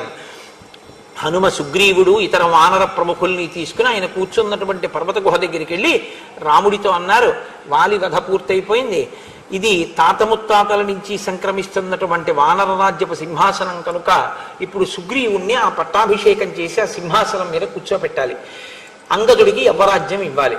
రామచంద్ర ప్రభో మీరు కూడా బయలుదేరి కిష్కింధానగరంలోకి వచ్చి అంతఃపురంలో ఈ పట్టాభిషేకాన్ని వైభవంగా జరిపించవలసింది అన్నారు. అంటే రామచంద్రమూర్తి అన్నారు, 14 సమాహ సౌమ్య గ్రామం వా యదివాపురం న ప్రవేక్ష్యామి హనుమన్ పితురు నిర్దేశపాలక. అది పట్టాభిషేకమే కావచ్చు, కానీ మా నాన్నగారు నన్ను 14 ఏళ్ళు అరణ్యవాసం చేయమన్నారు. అందుకని నేను అది నగరమా జనపదమా, నేను దాని లోపలికి మాత్రం రాను, నేను ఊరు బయటే ఉంటాను. అరణ్యంలో నాకు ఈ పర్వత గుహ చాలు, నేను ఈ గుహలో ఉంటాను. కాబట్టి చక్కగా సంతోషంగా మీరు పట్టాభిషేకాన్ని పూర్తి చేసుకోండి అంటే సుగ్రీవుడు అయితే మనం వెంటనే సీతాన్వేషణం చేద్దాం అన్నాడు. ఆయన అన్నారు, కాదు, ఇది వర్షాకాలం కాబట్టి వర్షములు పడుతూ ఉంటాయి. ఇప్పుడు అన్వేషణం కూడా చాలా కష్టం, దారులు సరిగా ఉండవు. పైగా నువ్వు ఎంతో కాలంగా భార్యని విడిచిపెట్టి రాజ్యం లేక దీనుడవై తిరిగావు. ఇప్పుడే నీకు రాజ్యం వచ్చింది, భార్యా సుఖం కలిగింది. కాబట్టి నువ్వు సంతోషంగా ఈ వర్షాకాలం అయిపోయేంత వరకు భోగాన్ని అనుభవించు. తదనంతరం శరత్కాలం వచ్చిన తరువాత నువ్వు సీతాన్వేషణం చేద్దువుగానివి. ఇతరుల యొక్క సుఖాన్ని, ఇతరుల యొక్క సౌకర్యాన్ని ముందు ఆలోచిస్తాడు రామచంద్రమూర్తి. ఆ వానలు పడితే ఆవిడకి వెళ్తాయి లేదు, వానరాలు అవతల సీతమ్మ ఏమైపోయిందో, ఈయన పని అయిపోయింది కదా, అలా కాదులే వెళ్దాం పద బయలుదేరు, ఏం పర్వాలేదు, హనుమ వెళ్ళలేరా, నువ్వు వెళ్ళలేవా అనరు. సంతోషంగా కొంతకాలం గడుపు, తర్వాత మనం బయలుదేరుదా ఉంటారు. ఇతరుల యొక్క సౌఖ్యాన్ని, ఇతరుల యొక్క సుఖం గురించి ఆలోచించగలిగినటువంటి ప్రజ్ఞ, మనం ఆలోచించినట్టే జరగాలనేటటువంటి మౌఢ్యం వదిలిపోవాలంటే రామాయణం చదవాలి. ఎవరో మహానుభావుడు ఎక్కడన్నాడో కానీ, ఎక్కడంటే మంచి మాట మంచి మాటేగా, తనకు తాను సుఖపడితే తప్పు కాకున్నా 10 మందిని సుఖపెడితే ధన్యతవో నాన్న కదా. కాబట్టి కార్తికే సమనుప్రాప్తే త్వం రావణ వధేయత ఏషన సమయ సౌమ్య ప్రవిశ్వత్వం సమాలయం. ఈ వర్షాకాలం అయిపోయే వరకు నువ్వు హాయిగా అంతఃపురంలో సంతోషంగా భోగం అనుభవించు అని చెప్పి పంపించేశారు. పంపించేసి రామచంద్రమూర్తి ఒక పర్వత గుహలో ఉంటున్నారు. ఆ పర్వత గుహలో ఉన్నప్పుడు బయట వర్షాకాలం. ఆ వర్షాకాలంలో వర్ష ఋతువుని వాల్మీకి మహర్షి వర్ణన చేశారు. అనితర సాధ్యం. అసలు వాల్మీకి మహర్షి ఆ ఋతువుల్ని చూసినటువంటి తీరు ఆ ప్రకృతి వైభవాన్ని వర్ణించినటువంటి తీరు అనన్య సామాన్యమైనటువంటి ప్రజ్ఞ. ఉత్తరోత్తర ఇతర కవులకు అందరికీ కూడా ఇదే మార్గదర్శకమైంది. ఏదో కథాపరంగా చెప్పి కథ వెళ్ళిపోవడమే కాదు, ఒక్కొక్కసారి మీరు కావ్యపరంగా ఋతువర్ణనలో ఉండేటటువంటి అందాన్ని కూడా ఆస్వాదించవలసి ఉంటుంది. వర్ష ఋతువు గురించి వాల్మీకి మహర్షి చేసిన వర్ణన చూడండి. పర్వత గుహలో ఉన్నటువంటి రాముడు లక్ష్మణుడితో చెప్తున్నాడు ఆ వర్ష ఋతువు యొక్క అందాన్ని. తాను స్వయంగా చెప్పడం కాదు మహర్షి, రామచంద్రమూర్తి కళ్ళల్లోంచి చూస్తారు ఆ అందాన్ని, చూసి చెప్తారు. శక్యం అంబరమారుహ్య మేఘ సోపాన పంక్తిభి కుటజార్జున మాలాభి అలంకర్తుం దివాకరం. లక్ష్మణ, ఈ మేఘాలున్నాయే ఇవి బాగా కిందకి దిగిపోయాయి. నేను ఒకసారి వెంకటాచలం వెళ్ళాను ఏదో సేవ చేయడానికి ఆ శ్రవణ మాసంలో. వెళితే ఆ రోజు వెంకటాచలంలో ఆనంద నిలయంలోంచి బయటకు వచ్చేసరికి ఎవరికి ఎవరూ కనపడలేదు. ఇంకా ఎందుచేత అంటే మేఘాలన్నీ దిగిపోయాయి కొండ మీదకి. ఒక్కొక్కసారి అసాధారణంగా అలా జరుగుతూ ఉంటుంది. మేఘాలన్నీ దిగిపోతే నేను యథార్థం చెప్తున్నాను, నా భార్య చెయ్యి పట్టుకుని వెతుక్కుంటూ కళ్ళు చిట్లించి దట్టమైన పొగమంచులో నడుచుకుంటూ వెళ్ళినట్టుగా కాటేసుకెళ్ళగలిగాం. బస్సులు, కార్లు, వాహనాలు అన్నీ ఎక్కడివక్కడ ఆగిపోయాయి. కొండ దిగడానికి తిరగట్లేదండి, కార్లు అవి ఏమి అలౌ చేయట్లేదన్నారు. మా అదృష్టం కొద్దీ ఏదో అయితే ఇవాళకి ఈశ్వరుడు కొండ మీద ఉంచేసినట్టే అనుకున్నాం. ఏదో 2-3 గంటలు పోయిన తర్వాత మబ్బులన్నీ మళ్ళీ పైకి వెళ్ళిపోయిన తర్వాత అప్పుడు మళ్ళీ కొండ దిగగలిగాం. కాబట్టి ఆ ఇక్కడ ఇలాంటి ఊళ్ళల్లో అటువంటివి జరగడం కష్టం. బయట అరణ్య ప్రాంతాల్లోనూ కొండల్లోనూ ఆ ప్రకృతి యొక్క వైభవం అలా ఉంటుంది. ఆ మేఘాలన్నీ ఇలా కిందకి దిగితే గుహలోంచి చూసి రాముడు అంటున్నాడు, లక్ష్మణ, మన కులదైవం కదా, మన వంశం సూర్యవంశం కదా, సూర్య భగవానుడి దగ్గరికి వెళ్ళి మనం ఎప్పుడూ కూడా కొండమల్లెలతో కూడుకున్నటువంటి తెల్లని పుష్పమాల, ఎర్ర గన్నేరుమాల, తెల్ల పూలు ఎర్ర పూలు కదా సూర్య భగవానుడికి అర్చన, ఈ 2 పుష్పహారములను అసలు మన వంశానికి అంతటికీ కూడా కులదైవమైనటువంటి సూర్యనారాయణమూర్తికి మనం ఎప్పుడు వేయలేదు. మనం సూర్యవంశ ప్రభువులం, ఎప్పుడు లోపల ఏదో మూర్తికి వేయడమే. ఇవాళ మేఘములనేటటువంటి మెట్లు కట్టి ఈ మెట్లెక్కి సూర్యనారాయణమూర్తి మెళ్ళలో కొండమల్లెల దండ, గన్నేరు దండ వేయడానికి వీలుగా సూర్యమండలానికి మేఘాలని మెట్లు నిర్మించి ఈశ్వరుడు తన సేవ చేసుకోమని పిలుస్తున్నట్టు లేదా అని అడిగాడు. ఆ మేఘ పంక్తుల్ని సూర్యమండలం వరకు ఉన్న వాటిని ఆయన అలా అభివర్ణించారు. సంధ్యా రాగోద్ధితై స్తామ్రై అంతేష్వదిక పాండరై స్నిగ్ధై రభ్ర పటఛేదై బద్ధ వ్రణ వివాంబరం. ఆకాశంలో సూర్య బింబం ఉంది, సూర్యాస్తమయం అవుతోంది, ఇంకా ఎర్రగా ఉంటుంది కదండి. సాయంకాలం సంధ్యలో సూర్యుడు ఎర్రగా ఉంటాడు. వాల్మీకి మహర్షి ఇలా వర్ణిస్తే తిక్కన గారు ఒకలా వర్ణించారు అస్తమిస్తున్న సూర్యుడిని. పగలు భర్త ఆఫీస్కి వెళ్ళిపోతాడు, సాయంకాలం భర్త ఇంటికి వస్తూ ఉంటే అత్యంత ప్రీతి కలిగినటువంటి భార్య ఆయన వచ్చేస్తారని పని చేసుకుంటూ ఉంటుంది, కిటికీలోంచి చూస్తూ ఉంటుంది. అకస్మాత్తుగా ఆయన వస్తారు, కిటికీలోంచి కనపడతారనుకుని ఆవిడేదో చేసుకుంటుంటే ఆయన మెట్లెక్కి పైకి వచ్చేసి తలుపు తీసుకుని లోపలికి వచ్చి ఏమాయ్ అన్నాడు. అకస్మాత్తుగా భర్తని చూసేసరికి ఆవిడ లజ్జ పొంది బుగ్గలు ఎర్రపడితే ఆవిడ ముఖం ఎంత ఎర్రగా ఉంటుందో అలా సూర్యనారాయణమూర్తి సాయంకాలం ఇంటికి తిరిగి వచ్చేస్తే ఆయన్ని చూసినటువంటి పడమట కాంత బొగ్గలలోని ఎరుపు ఆకాశం మీద అరుణారుణ వర్ణంగా పడిందని తిక్కన గారు వర్ణించారు. వాల్మీకి మహర్షి అంటారు, ఆ మబ్బు సూర్యాస్తమయం అవుతున్నటువంటి ఎర్రటి సూర్యుడికి అడ్డంగా వెళ్ళిందో తెల్ల మబ్బు. వెళితే ఇప్పుడు తెల్ల మబ్బు మధ్యలో ఎర్రగా ఉంది, అటు ఇటు అంతేష్వధిక పాండరై, అటు ఇటు తెల్లగా ఉంది. ఇది ఎలా ఉందంటేట, ఆకాశం అనేటటువంటి పురుషుడికి ఒక ఎర్రటి పుండు పుడితే తెల్లటి గాజుగుడ్డ పెట్టి కట్టు కడితే ఎర్రటి పుండు కనపడుతూ చుట్టూ తెల్లగా కట్టున్నట్టుగా ఉందిట సూర్యబింబానికి అడ్డొచ్చిన మబ్బు. అసలు ఆయన ఊహయ అంటే ఆ రోజుల్లోనే వ్రణములకు కట్టు కట్టడం అన్నది ఉందన్నమాట గాజుగుడ్డతోటి. ఇన్ని శ్లోకాలండి నిజంగా. ఈ ప్రతి శ్లోకం మీరు చదవడం, కళ్ళు మూసుకొని కాసేపు దాన్ని అనుభవించడం, ఆనందంతో గుహలో రాముడు లక్ష్మణుడికి చెప్తుంటే మీరు కూడా ఆయన పక్కన నుంచి రాముడు ఒక్కొక్కటి చెప్తుంటే మీరు కూడా అటు చూసి ఆనందించి రామ బాగా చెప్పారు ఇంకోటి చెప్పండి అంటుంటే రాముడు చెప్తున్నట్లు మీరు భావించి ఆనందపడిపోవడమే. అలా ఉంటాయి ఆ శ్లోకాలు. మహర్షి అలా చెప్పారు మహానుభావుడు. కళాభిరిభైమీభి విద్యుద్భిరివ్యతాడితం అంతః స్తనిత నిర్ఘోషం సవేదన నివాంబరం. ఆకాశంలో నల్లటి మబ్బులు, తలుక్కని మెరుపులు, పెద్ద పెద్ద పిడుగులు.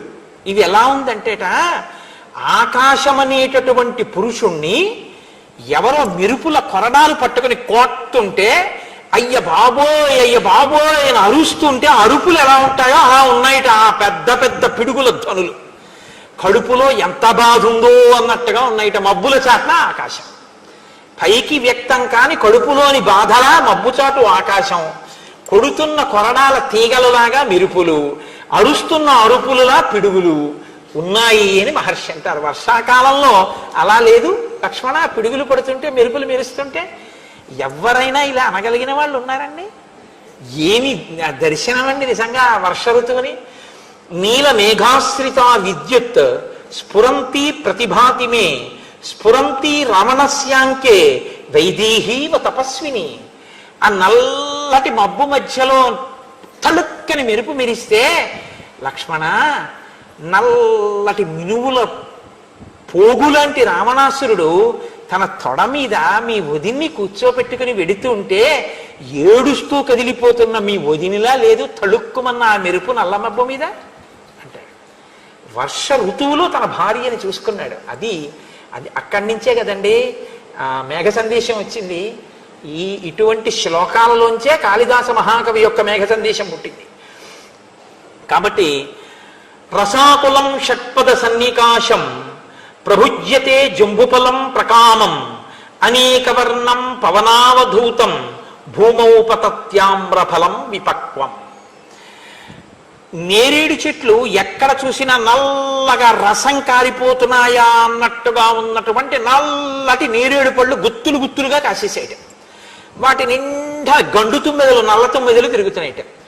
మామిడి కాయ అప్పటి వరకు చెట్టుని గట్టిగా పట్టుకున్నది చెట్టునే బాగా ముగ్గిపోయి పండైపోయి తొక్క కూడా ఇంకా వృద్ధుడైపోయినటువంటి వాడి చర్మం ఎలా ఉంటుందో మామిడి పండు మీద ఉన్న తొక్క అలా ముడతలు పడిపోయి లోపల ఉన్నటువంటి పండు రసం ఎర్రగా ఉన్నది కనపడేటట్టుగా ఉంటుంది. మామిడి పండు బాగా ముగ్గితే మీరు చూడండి. అటువంటి దాన్ని శివలింగం మీద అభిషేకం చేయడం తేలిక. ఇలా అంటే చాలు గుటిక్కిన గుజ్జంతా శివలింగం మీద పడిపోతుంది.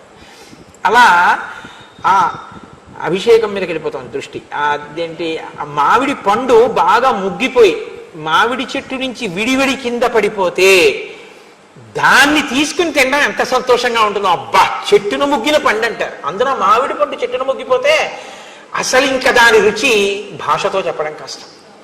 అంత అందంగా అంత రుచికరంగా ఉంటుంది అది. కాబట్టి అలా ముగ్గిపోయిన మామిడి పండు, అందులో ప్రత్యేకించి మా జిల్లాలో కొత్తపల్లి కొబ్బరి అలా ముగ్గిపోతే అబ్బో దాని అసాధ్యం కూడా ఎంత రుచో. దాని తొక్క అలా ఉంటుంది ఆ కొత్తపల్లి కొబ్బరి, అలా పలచనైపోతుంది. ఏమిటో మరి ఈశ్వర సృష్టి దాని యందు. కాబట్టి ఆ నేరేడు పళ్ళు అలా ఉన్నాయి, ఆ కింద పడిన మామిడి పళ్ళు అలా ఉన్నాయి. ఈ గుత్తులు గుత్తులు నేరేడు పళ్ళ కోసం, ఈ మామిడి పళ్ళ కోసం ప్రజలు తిరుగుతుంటారని నీకు కనపట్టల్లా వర్షాకాలంలో? ఏంటి లక్ష్మణ అంటారు. విద్యుత్ పతాకాః సబలాకమాలాః శైలేంద్రకూటాకృతి సన్నికాశాః గర్జంతి మేఘాః సముదీర్ణనాదా మత్తా గజేంద్ర ఇవ సంయుగస్థాః.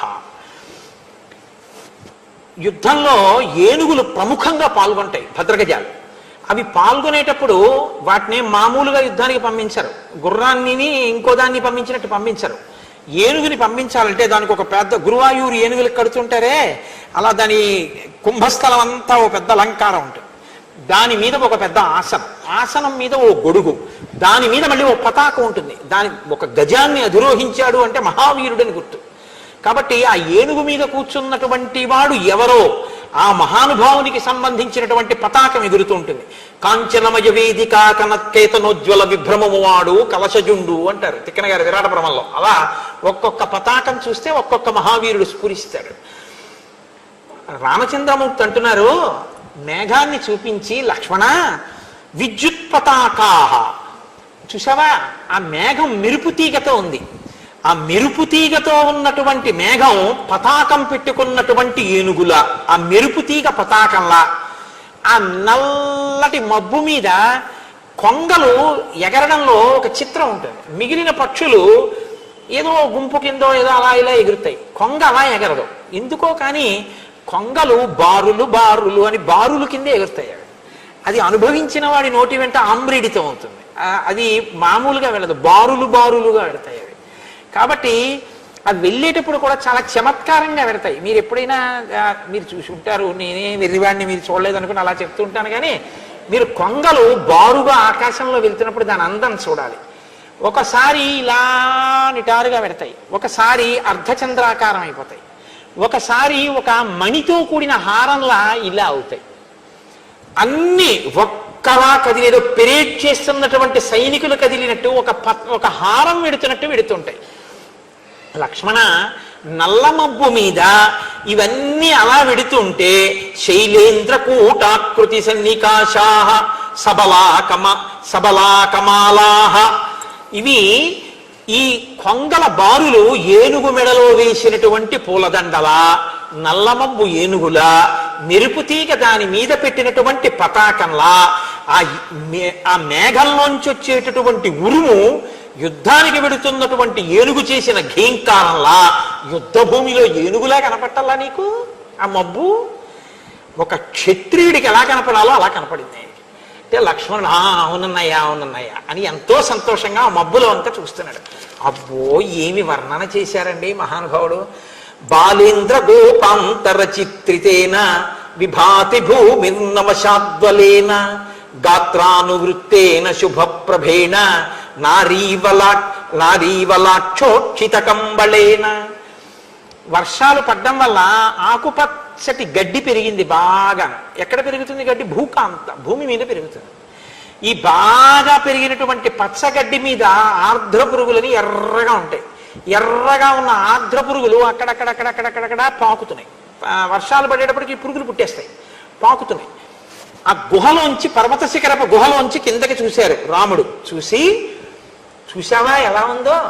చిలకపచ్చు చీర మీద ఎర్రని చుక్కలున్న చీర ఒక ఆడది కప్పుకు చలికి కూర్చుంటే ఎలా ఉంటుందో అలా భూకాంత పచ్చటి గడ్డి మీద ఆర్ద్ర పురుగులతో కూడినటువంటి ఈ స్థితిలో ఆకుపచ్చ చీర ఎర్ర చుక్కలది కప్పుకు కూర్చున్నట్టు లేదు భూకాంత అంటారు. చూసావా వర్షాకాలంలో భూమి ఎలా ఉందో? రెక్కలన్నీ తడిసిపోయి టపటప శబ్దాలు చేస్తూ కడుపు నిండా నీళ్లు తాగి ఆ పక్షుల అందం చూసావా లక్ష్మణ ఎలా ఉన్నాయో అని ఆయన అంటారు. నిద్రాశనై కేశవమభ్యుపైతి ధృతం నదీనాం సాగరమభ్యుపైతి హృష్టాబలాకాఘనమభ్యుపైతి కాంతాసకామా ప్రియమభ్యుపైతి.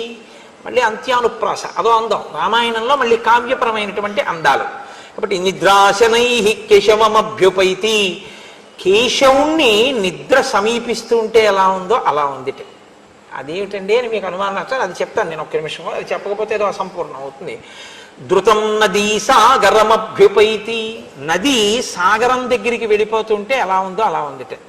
నేను ఎన్ని శ్లోకాలు చెప్తానని వదిలేను, కానీ ఒక శ్లోకంలో మహర్షి అంటారు, ప్రియ సమాగమానికి భర్త దగ్గరికి సంతోషంగా వెళ్ళేటటువంటి భార్య చక్కటి విశాల హృదయంతో, సంస్కారవంతమైన హృదయంతో అనుభవించాలి తప్ప లీకి మనస్తత్వంతో కావ్యాలను వినకూడదు. మీరు దాన్ని సుసంపన్నమైన మనస్సుతో వినండి.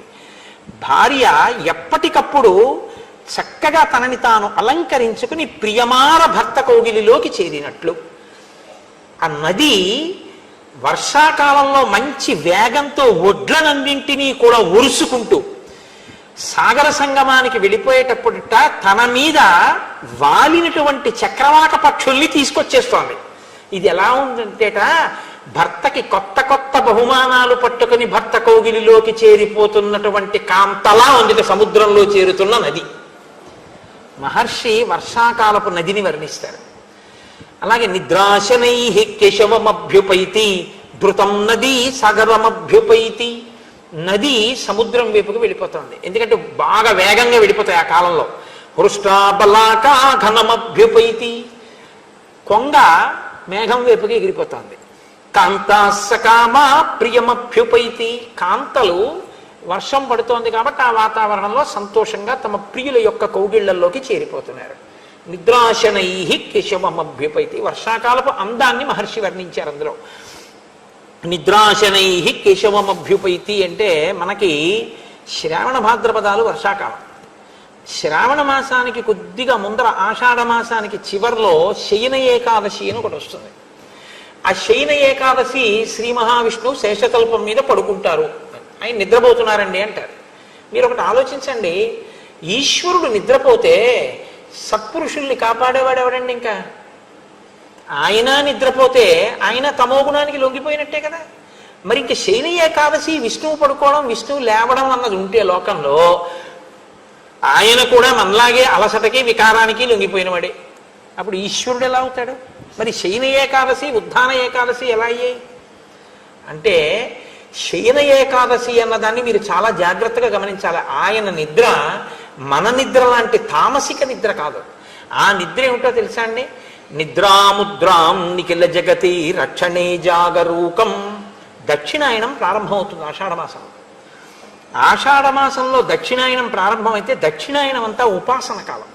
ఉపాసన పైన శరీరంతో లోపల మనస్సుతో ద్విగుణీకృతంగానూ చెయ్యాలి.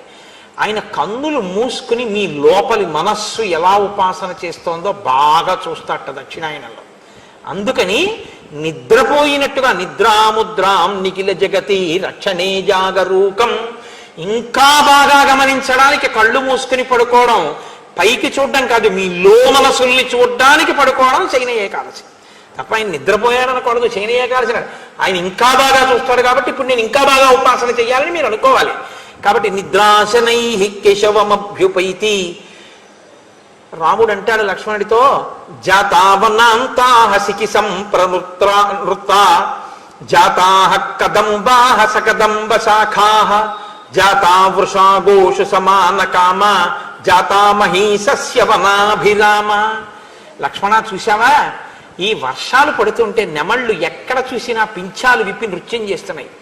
కదంబ వృక్షాలు వర్షాలు పడితే సంతోషించి గుత్తులు గుత్తులు పూలు పూస్తాయి. ఆ పువ్వులన్నీ కిందకి వాలిపోయాయి, నేల రాలిపోయాయి. ఆవులకి ఎద్దులకి కూడా వర్షాలు పడితే సమాన కామం కలుగుతుంది. అలా ఆవుకి పురుషుడికి స్త్రీకి సమాన కామం ఉన్నప్పుడే ఉత్తమ సంతానం, అంటే గోజాతి యొక్క అభివృద్ధి. అలాగే భూమి ఎక్కడ చూసినా పైరు పంటలతో అందంగా విలసిల్లి ఉంది. వహంతి వర్షంతి నదంతి భాంతి ధ్యాయంతి నృత్యంతి సమాశ్వసంతి నద్యోఘనామత్త గజావనాంతాః ప్రియా విహీనాః సికిన ప్లవంగాః. ఏమి అనుప్రాసలు చూపించారో ఆయన శ్లోకంలో. నదులు పొంగి ప్రవహిస్తున్నాయి, మేఘాలు అలా వర్షిస్తున్నాయి, మదపుటేనుగులు ఘీంకరిస్తున్నాయి, వనములు ఎక్కడ చూసినా కలకలలాడుతున్నాయి. ఎడబాటుకు లోనైనటువంటి యువతీ యువకుల యొక్క మనస్సుల్లో మాత్రం ఖేదంగా ఉంది. ఎందుకంటే ఆషాఢ మాసంలో అత్తవారింటికి వెళ్ళకూడదంటారుగా, కాబట్టి ఎడబాటు ఉంటుంది యువతీ యువకులకి. అందుకని ఆ ఎడబాటుకి వాళ్ళు చింతిస్తున్నారు. ఆషాఢ మాసంలో అత్తవారింటికి వెళ్ళకూడదు అంటే ఎటువంటి అత్తవారింటికి వెళ్ళకూడదో తెలుసా అండి? అది వ్యవసాయ ప్రధానమైన కుటుంబం అయితే అటువంటి అత్తవారింటికి పిల్లలు పంపించకూడదు. ఎందుకో తెలుసా? ఆ పిల్లాడు కూడా వ్యవసాయం చేస్తుంటేనే. ఆషాఢ మాసంలో వర్షం పడుతుంది, వర్షం ప్రారంభం అవుతుంది. ఎప్పుడు పడుతుందో తెలియదు, ఇంకా ఆషాఢ మాసం చివరిలో. వాన పడేటప్పటికి గబగబా రైతు నాగలి పట్టుకుని పరిగెత్తుకుంటూ వెళ్ళి భూమి దున్నడం మొదలెట్టాలి, మొదటి విత్తులు వేసుకోవాలి. వాన పడినప్పుడే విత్తు వేయాలి, వేస్తేనే పంట బాగా వస్తుంది. కొత్తగా పెళ్ళైన దంపతులు అనుకోండి, బయట వర్షం మొదలైతే వీళ్ళు మరింత సంతోషంగా లోపల ఉండిపోయారు అనుకోండి, ఇంటి యజమాని ఏం చేస్తాడు? వాడంటే లేవలేదు, నాకు తప్పదు కదా, నాగలి ఇలా అయ్యి భుజాన్ని వేసుకుని ఆయన ఎడతాడు పొలానికి. ఆయనేమో పెద్దవారు అయిపోతున్నారు, ఆయనేమో భుజాన్ని నాగలు వేసుకుని ఆయన వెళ్ళారు, వీడేమో అలా పడుకున్నాడు. అమ్మాయికైనా బుద్ధి ఉంటుందా? మీరు వెళ్ళండి, వర్షం వస్తోందని పంపించద్దా, చక్కగా పడుకుందని అత్తగారు కోప్పడుతుంది. అత్తగారికి కోడలకి భేదాభిప్రాయాలు వస్తాయని ఆషాఢ మాసంలో వాళ్ళిద్దరు కలకాలం కలిసి ఉండవలసిన కావాలి కాబట్టి పుట్టింట్లో పెట్టుకుంటారు ఆడపిల్లని. తప్ప అల్లుడు సాఫ్ట్వేర్ ఇంజనీర్ చేస్తుంటే పంపించడానికి ఏం దోషం లేదు, తెలిసిందండి. కాబట్టి వహంతి వర్షంతి నదంతి భాంతి ధ్యాయంతి నృత్యంతి సమాశ్వసంతి నద్యోఘనామత్త గజావనాంతాః ప్రియా విహీనాః సికిన ప్లవంగాః అని అంగార చూర్ణోత్కర సన్నికాశైః ఫలైః సుపర్యాప్తరసైః సమృద్ధైః జంబూద్రుమాణాం ప్రవిభాంతి శాఖాః నిలీయమానా ఇవ షట్పదౌఘైః. బొగ్గులు తీసుకొచ్చి గుండ కొట్టేసి ఆ బొగ్గుల గుండలో కాసి నీళ్లు పోసి ఆ బొగ్గుల గుండలు చిన్న చిన్న ముద్దలు చేసి ఎవరో ప్రయత్నపూర్వకంగా పట్టుకెళ్ళి ఓ చెట్టెక్కి ఆ చెట్టు కొమ్మల చివరన ఆ బొగ్గుల గుండల ముద్దలన్నీ అలా గుత్తులు గుత్తులు గుత్తులు కింద పేర్చి అవి కింద పడిపోకుండా అలా ఎండిపోయేదాకా ఉండి కిందకి దిగి చూస్తే ఎలా ఉంటుందో అలా ఉన్నాయి ఇటు నేరేడు పళ్ళతో ఉన్న చెట్లు వానాకాలంలో. అయ్యో బాబోయ్, ఆ నేరేడు పళ్ళు నిజంగా బొగ్గు ముద్దల్లాగే ఉంటాయి కదండి. బొగ్గు గుంట ముద్దల్ని తీసుకెళ్లి అంగార చూర్ణైహి అంటారు మహర్షి. అలా ఉన్నాయి నేరేడు చెట్లన్నీ బాగా పండి ఆ నేరేడు పళ్ళ రసాల కోసం. నేరేడు పండు మంచి సువాసన కదండి, అందుకే నేరేడు చెట్లు ఎక్కువ కాబట్టి దీనికి జంబూద్వీపం అని పేరు. కాబట్టి ఆ నల్ల తుమ్మెదలన్నీ ఆ నల్లగా ఉన్నటువంటి నేరేడు పళ్ళ మీద తిరుగుతున్నాయి గుంపులు గుంపులుగానే. అది చూడ్డానికి ఎంత అందంగా ఉందో చూడు లక్ష్మణ అంటారు మహర్షి. మనకి రామాయణం చదివితే వర్షాకాలం వస్తే ఓసారి ఎక్కడికైనా తొందరగా ఏదైనా ఓ అడవికో కొండ మీదకో వెళ్ళి మనం కూడా అలా నిలబడి చూస్తే బాగుండు అనిపిస్తుంది. నేను మీకు ఒక యథార్థం చెప్తున్నానండి, రామాయణాన్ని మీరు బాగా చదివితే మీకు పరిశీలనాత్మకమైనటువంటి శక్తి పెరుగుతుంది తెలుసా అండి. మీరు అన్నిటినీ పట్టి పట్టి చూడడం మీకు అలవాటు అవుతుంది. అందులో ఉన్నటువంటి అందాన్ని ఆ సంతోషాన్ని మీరు జుర్రుకుంటారు, కానీ అది వికారంగానూ అసహ్యంగానూ ఉండదు. చక్కటి సుసంపన్నమైన హృదయంతో ప్రకృతిలో ఉన్నటువంటి అందాన్ని అందంగా అభినందించి పరాశక్తి కృపగా మీరు చూడడం మీకు అలవాటు. అంతేకాని రావణ దృష్టితో కాదు, పరాశక్తి కృపగా పరాశక్తి ప్రసాదంగా లోకాన్ని చూడడం మీకు అలవాటు అవుతుంది. కాబట్టి మార్గానుగ శైలవనానుసారి సంప్రస్థితో మే గర్వం నిశమ్య యుద్ధాభికామ ప్రతినాగశంకి మత్తో గజేంద్ర ప్రతిసన్నివృత్త. ఏమి ఊహ చేశారో ఆయన. యుద్ధానికి వెళ్ళడం కోసమని ఒక రాజుగారు ఒక ఏనుక్కి అంబారీ వేసి పెద్ద ముఖానికి ఒక పెద్ద చాందిని లాంటి ఆభరణాలు పెట్టి అన్నీ పెట్టి సిద్ధంగా పెట్టారట. ఇప్పుడు అవన్నీ చేసేటప్పటికి ఆ ఏనుక్కి ఎప్పుడెప్పుడు యుద్ధానికి వెళదామా అని సంతోషంగా ఉంది. వర్షం వస్తే యుద్ధానికి వెళ్ళరు. పెద్ద వర్షం వచ్చింది. వర్షం వచ్చి దూరంగా ఎక్కడో గర్జన వినపడింది, మేఘగర్జన. ఈ ఏనుగుట అంబారి ఊగిపోయేటట్టుగా పరిగెత్తుకుంటూ తాను భీంకరిస్తూ వెళ్ళింది.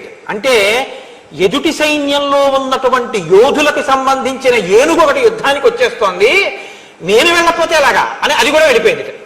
వెళ్ళిపోతే అది మేఘం గర్జించింది, ఏనుగు కాదు. కాబట్టి ఇది చాలా దూరం వెళ్ళి చూసిందిట, ఏనుగు కనపడలేదుట. ఓహో, నా చిత్తభ్రాంతి, యుద్ధం కోసం సిద్ధమై ఉన్నాను కదా, నా శత్రు సైన్యంలో ఏనుగు గర్జించినట్టు అనిపించి ఇంత గబగబా వెళ్ళిన ఏనుగు మెల్లగా తొండం ఊపుకుంటూ తిరిగి వస్తుందట. మేఘగర్జన విన్న యుద్ధపుటేనుగు అలా వెళ్ళి తిరిగి వచ్చేస్తోంది. లక్ష్మణ చూసావా దాని పౌరుషం అంటారు రామచంద్రమూర్తి. క్వచిత్ ప్రగీత ఇవ షట్పదౌఘై క్వచిత్ ప్రనృత్త ఇవ నీలకంఠై క్వచిత్ ప్రమత్త ఇవ వారణేంద్రై విభాంత్యనేకాశ్రయిణోవనాంతాః. చూసావా, ఇక్కడ తుమ్మెదలన్నీ ఝంకారం చేస్తూ సంగీత కచేరీ చేస్తున్నాయి. మీరు కొన్ని క్షేత్రాలకు వెడితే ఆశ్చర్యంగా ఉంటుంది. మీరు ఇలా వెళ్ళారనుకోండి, ఏదో సంగీతం జరుగుతుంటుంది. మీరు అక్కడి నుంచి వచ్చేసి ఇలా వెళ్ళారనుకోండి, ఏదో నాట్యం జరుగుతుంటుంది. గురువాయూరులో దేవాలయం బయట ఎప్పుడు ఏదో నాటకమో నాట్యమో నృత్యమో ఏదో చేస్తుంటారు. వెంకటేశ్వర స్వామి గుళ్ళో వెంకటాచలంలో ఆస్థాన మంటపంలో ఏదో జరుగుతుంటుంది, ఎప్పుడు ఏదో ఒకటి జరుగుతుంటాయి. అలా కాకుండా మీరు కొన్ని ఏదో తీర్థాలు జరుగుతున్నాయి అంటుంటారు, సంబరాలు జరుగుతాయి, అమ్మవారి సంబరం అవుతోందంటారు. అలాంటి చోటుకి వెడితే ఇక్కడ ఒక కళా పరిషత్తులోనేమో నృత్యం జరుగుతుంటుంది, ఇంకొక చోట సంగీతం జరుగుతుంటుంది, ఇంకొక చోట ఏమో ఏదో పురాణం జరుగుతుంటుంది. అలాగట వానాకాలంలో అరణ్యమంతా కూడా కచేరీలు జరుగుతున్నాయి. ఏం కచేరీలు అంటే ప్రగీత ఇవ షట్పదౌఘై, ఈ భ్రమరాలన్నీ తుమ్మెదలన్నీ ఝంకారం చేస్తూ తిరుగుతున్నాయి. అంటే పాట కచేరీట. చాలాసేపు పాటలు విన్నాం, కాసేపు డాన్స్ ప్రోగ్రామ్ చూద్దామని ఇలా వస్తే ఇంకొక చోట కడితే క్వచిత్ ప్రనృత్త ఇవ నీలకంఠై, అక్కడ నెమళ్ళు నాట్యం చేస్తున్నాయిట. కాసేపు మీరు ఆ డాన్స్ చూడొచ్చు.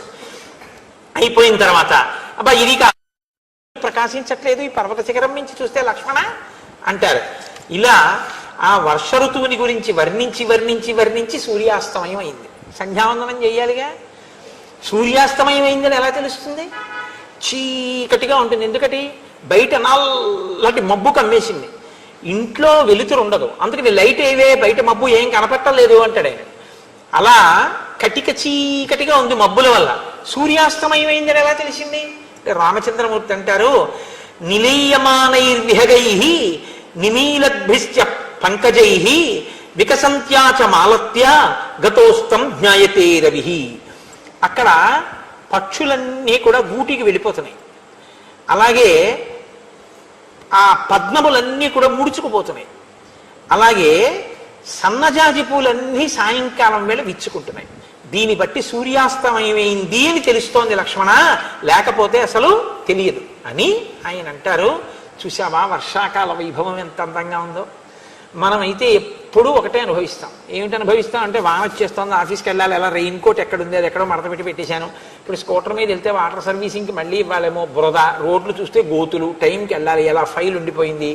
అసలు మనం ఆ ఋతువుని అనుభవించడం, ఆ ఋతువు ప్రకృతిని అనుభవించడం, ఆ అందాలు అనుభవించడం అన్నీ మానేసి కృతక జీవితమే. కనీసం కావ్య పఠనంలో పరకాయ ప్రవేశం చేసి అనుభవించినా అదొక గొప్ప ఆనందం. ప్రకృతిని పరిశీలించడం ఒక గొప్ప విద్య అండి. రవీంద్రనాథ్ ఠాగూర్ గారి తండ్రి దేవేంద్రనాథ్ ఠాగూర్ గారు, రవీంద్రనాథ్ ఠాగూర్ ప్రకృతిని పరిశీలనం చేసి చిన్న చిన్న కవితలు రాస్తుంటే, నువ్వు ఇలాగే పరిశీలనం చేసి చక్కటి కవిత అల్లు, నువ్వు ఇంతకన్నా ఏమీ చెయ్యక్కర్లేదని విడిచిపెట్టారు కాబట్టి, స్వేచ్ఛనిచ్చారు కాబట్టి ఆయన విశ్వకవి అయ్యి మహానుభావుడు ఈ దేశానికి సాహిత్యంలో నోబెల్ ప్రైజ్ తీసుకొచ్చారు. ప్రకృతి పరిశీలనం అన్నది అంత గొప్పది. ఆ ప్రకృతి పరిశీలనంలోంచే వ్యక్తి ఋషి అవుతాడు. ఋషి అవడం అంటే ఏమిటో తెలుసా అండి? ప్రకృతిని పరిశీలించి పరాశక్తి యొక్క అనుగ్రహంగా చూసేటటువంటి దృష్టికోణం ఎవరికి వస్తుందో వాడే ఋషి. నేను మీతో ఒక మాట చెప్తాను చూడండి. బకించంద్ర చటర్జీ అని ఉన్నారు. ఆయన మనం పాడేది నిజానికి ఒక్కటే, అందులో వందే మాతరం వందే మాతరం సుజలాం సుఫలాం మలయచ శీతలాం సస్య శ్యామలాం మాతరం వందే మాతరం అంటారు. నీటి గలగలలతో, ఎక్కడ చూసినా చెట్లతో పళ్ళతో నిండి ఉన్నటువంటి ఈ భరత భూమి భూమి కాదు, మాకు అన్నం పెట్టి నీళ్ళు ఇవ్వడం కోసం సిద్ధంగా ఉన్న మా అమ్మ. కాబట్టి వందే మాతరం, ఓ భరత మాత నీకు నమస్కారం. ఆయన ఋషి. ఆయనకి భరత భూమి కనపడలేదు, భరత భూమిలో భరత మాత కనపడింది. అలా తల్లితనాన్ని, పరాశక్తిని చూడగలిగినటువంటి హృదయం మీకుంటే ప్రకృతిలో, మీ చూపు తప్పు కాదు, అప్పుడది ఋషి యొక్క చూపు. అలా చూడకుండా ఎక్కడైనా ఏదైనా సొబగుగా కనపడితే తాను అనుభవించాలని కోరుకున్నాడు అనుకోండి, అది రావణ దృష్టి. దాన్ని మనిషి నియంత్రించుకోవాలి, అది తప్పు, అలా ఉండకూడదు. అందాన్ని అందంగా, సౌందర్యాన్ని సౌందర్యంగా అభినందించాలి. అది పరాశక్తి విభూతి. ఎక్కడెక్కడ ఏది అందమైందున్నా, ఏది ప్రకాశవంతమైందున్నా మమ తేజోంశ సంభవం అంటాడు గీతాచార్యుడిది, నా తేజస్సు అంటాడు. ఓ ఈశ్వర నీ తేజస్సు అని అభినందించి ఆనందించగలగాలి. కాబట్టి రామచంద్రమూర్తి అంటారు, ఉపకారేణ వీరోహి ప్రతికారేణ యుజ్యతే అకృతజ్ఞో అప్రతికృతో హంతి సత్వవతాం మనః. సుగ్రీవుడు ఇప్పుడు వర్షాలు పడుతున్నాయి కాబట్టి విశ్రాంతి తీసుకుంటున్నాడు. నిజమే, పాపం ఎంత కష్టపడ్డాడో, సుఖంగా సంతోషంగా గడపని ఇతరుల కష్టాన్ని తాను అర్థం చేసుకుంటాడు రాముడు. వర్షాకాలం అయిపోయిన తర్వాత కూడా ఇలాగే భోగాల్లో మునిగిపోయి ఉండిపోతే కృతజ్ఞత అన్నది మరిచిపోయిన వాడు అవుతాడు, కృతజ్ఞుడు అవుతాడు. ఉపకారానికి ప్రత్యుపకారాన్ని మరిచిపోయిన వాడు అవుతాడు. అప్పుడు పెద్దల చేత శలాహింపబడడు, పెద్దల యొక్క నిందకి గురవుతాడు. అది తర్వాత ఇంకా ప్రారంభం అవుతుంది. కాబట్టి మనం ఇప్పుడు ఆ సుగ్రీవుణ్ణి విశ్రాంతి తీసుకొనిద్దాం. తొందరగా ఈ వర్షాకాలం విడిపోతే శరత్కాలం ప్రారంభమైన తర్వాత మనం వెడదాం. అంటే ఓర్పు వహించడం అన్నది రాముడికి తెలుసు. ఇది తార చెప్పింది. ఊరికే తొందరపడిపోవడం, వర్షాకాలం అయితేనేంటి, ఇంకోటి ఏంటి, ఏదో లేచిందే లేడికి ప్రయాణం అన్నట్టు మనం వెళ్ళిపోవలసిందే, రావణాసుడి మీద యుద్ధం అలా అనడు. ఇప్పుడు బయలుదేరితే ఎంతమందికి ఇబ్బంది, కాబట్టి తన ఇబ్బందిని ఓర్చుకుంటాడు. ఈ ఓర్చుకునే గుణం రాముడిలోంచి తీసుకోవలసి ఉంటుంది జాతి, ప్రత్యేకించి యువకులు దీన్ని తీసుకోవాలి. యువతీ యువకులు రామచంద్రమూర్తి ఇతరుల గురించి ఆలోచించే ధోరణి, ఇతరులు సుఖపడాలని ఆయన కోరుకునే విధానం, తన కష్టంలో ఉన్న ఇతరులు సుఖంగా ఉన్నారని తాను సంతోషించగలిగిన హృదయం, ఓర్పుతో తాను వీచి ఉండగలిగినటువంటి లక్షణం, ఇది నేర్చుకుంటే మీకు జాతి సుసంపన్నం అవుతుంది. అలా సుసంపన్నం కావాలి అంటే ఆబాలగోపాలము రామాయణం చదువుకోవాలి, రామాయణాన్ని వినాలి. కనుక ఇప్పుడు నేను మీతో ఒక శుభవార్త చెప్పవలసి ఉంటుంది. ఏమిటా శుభ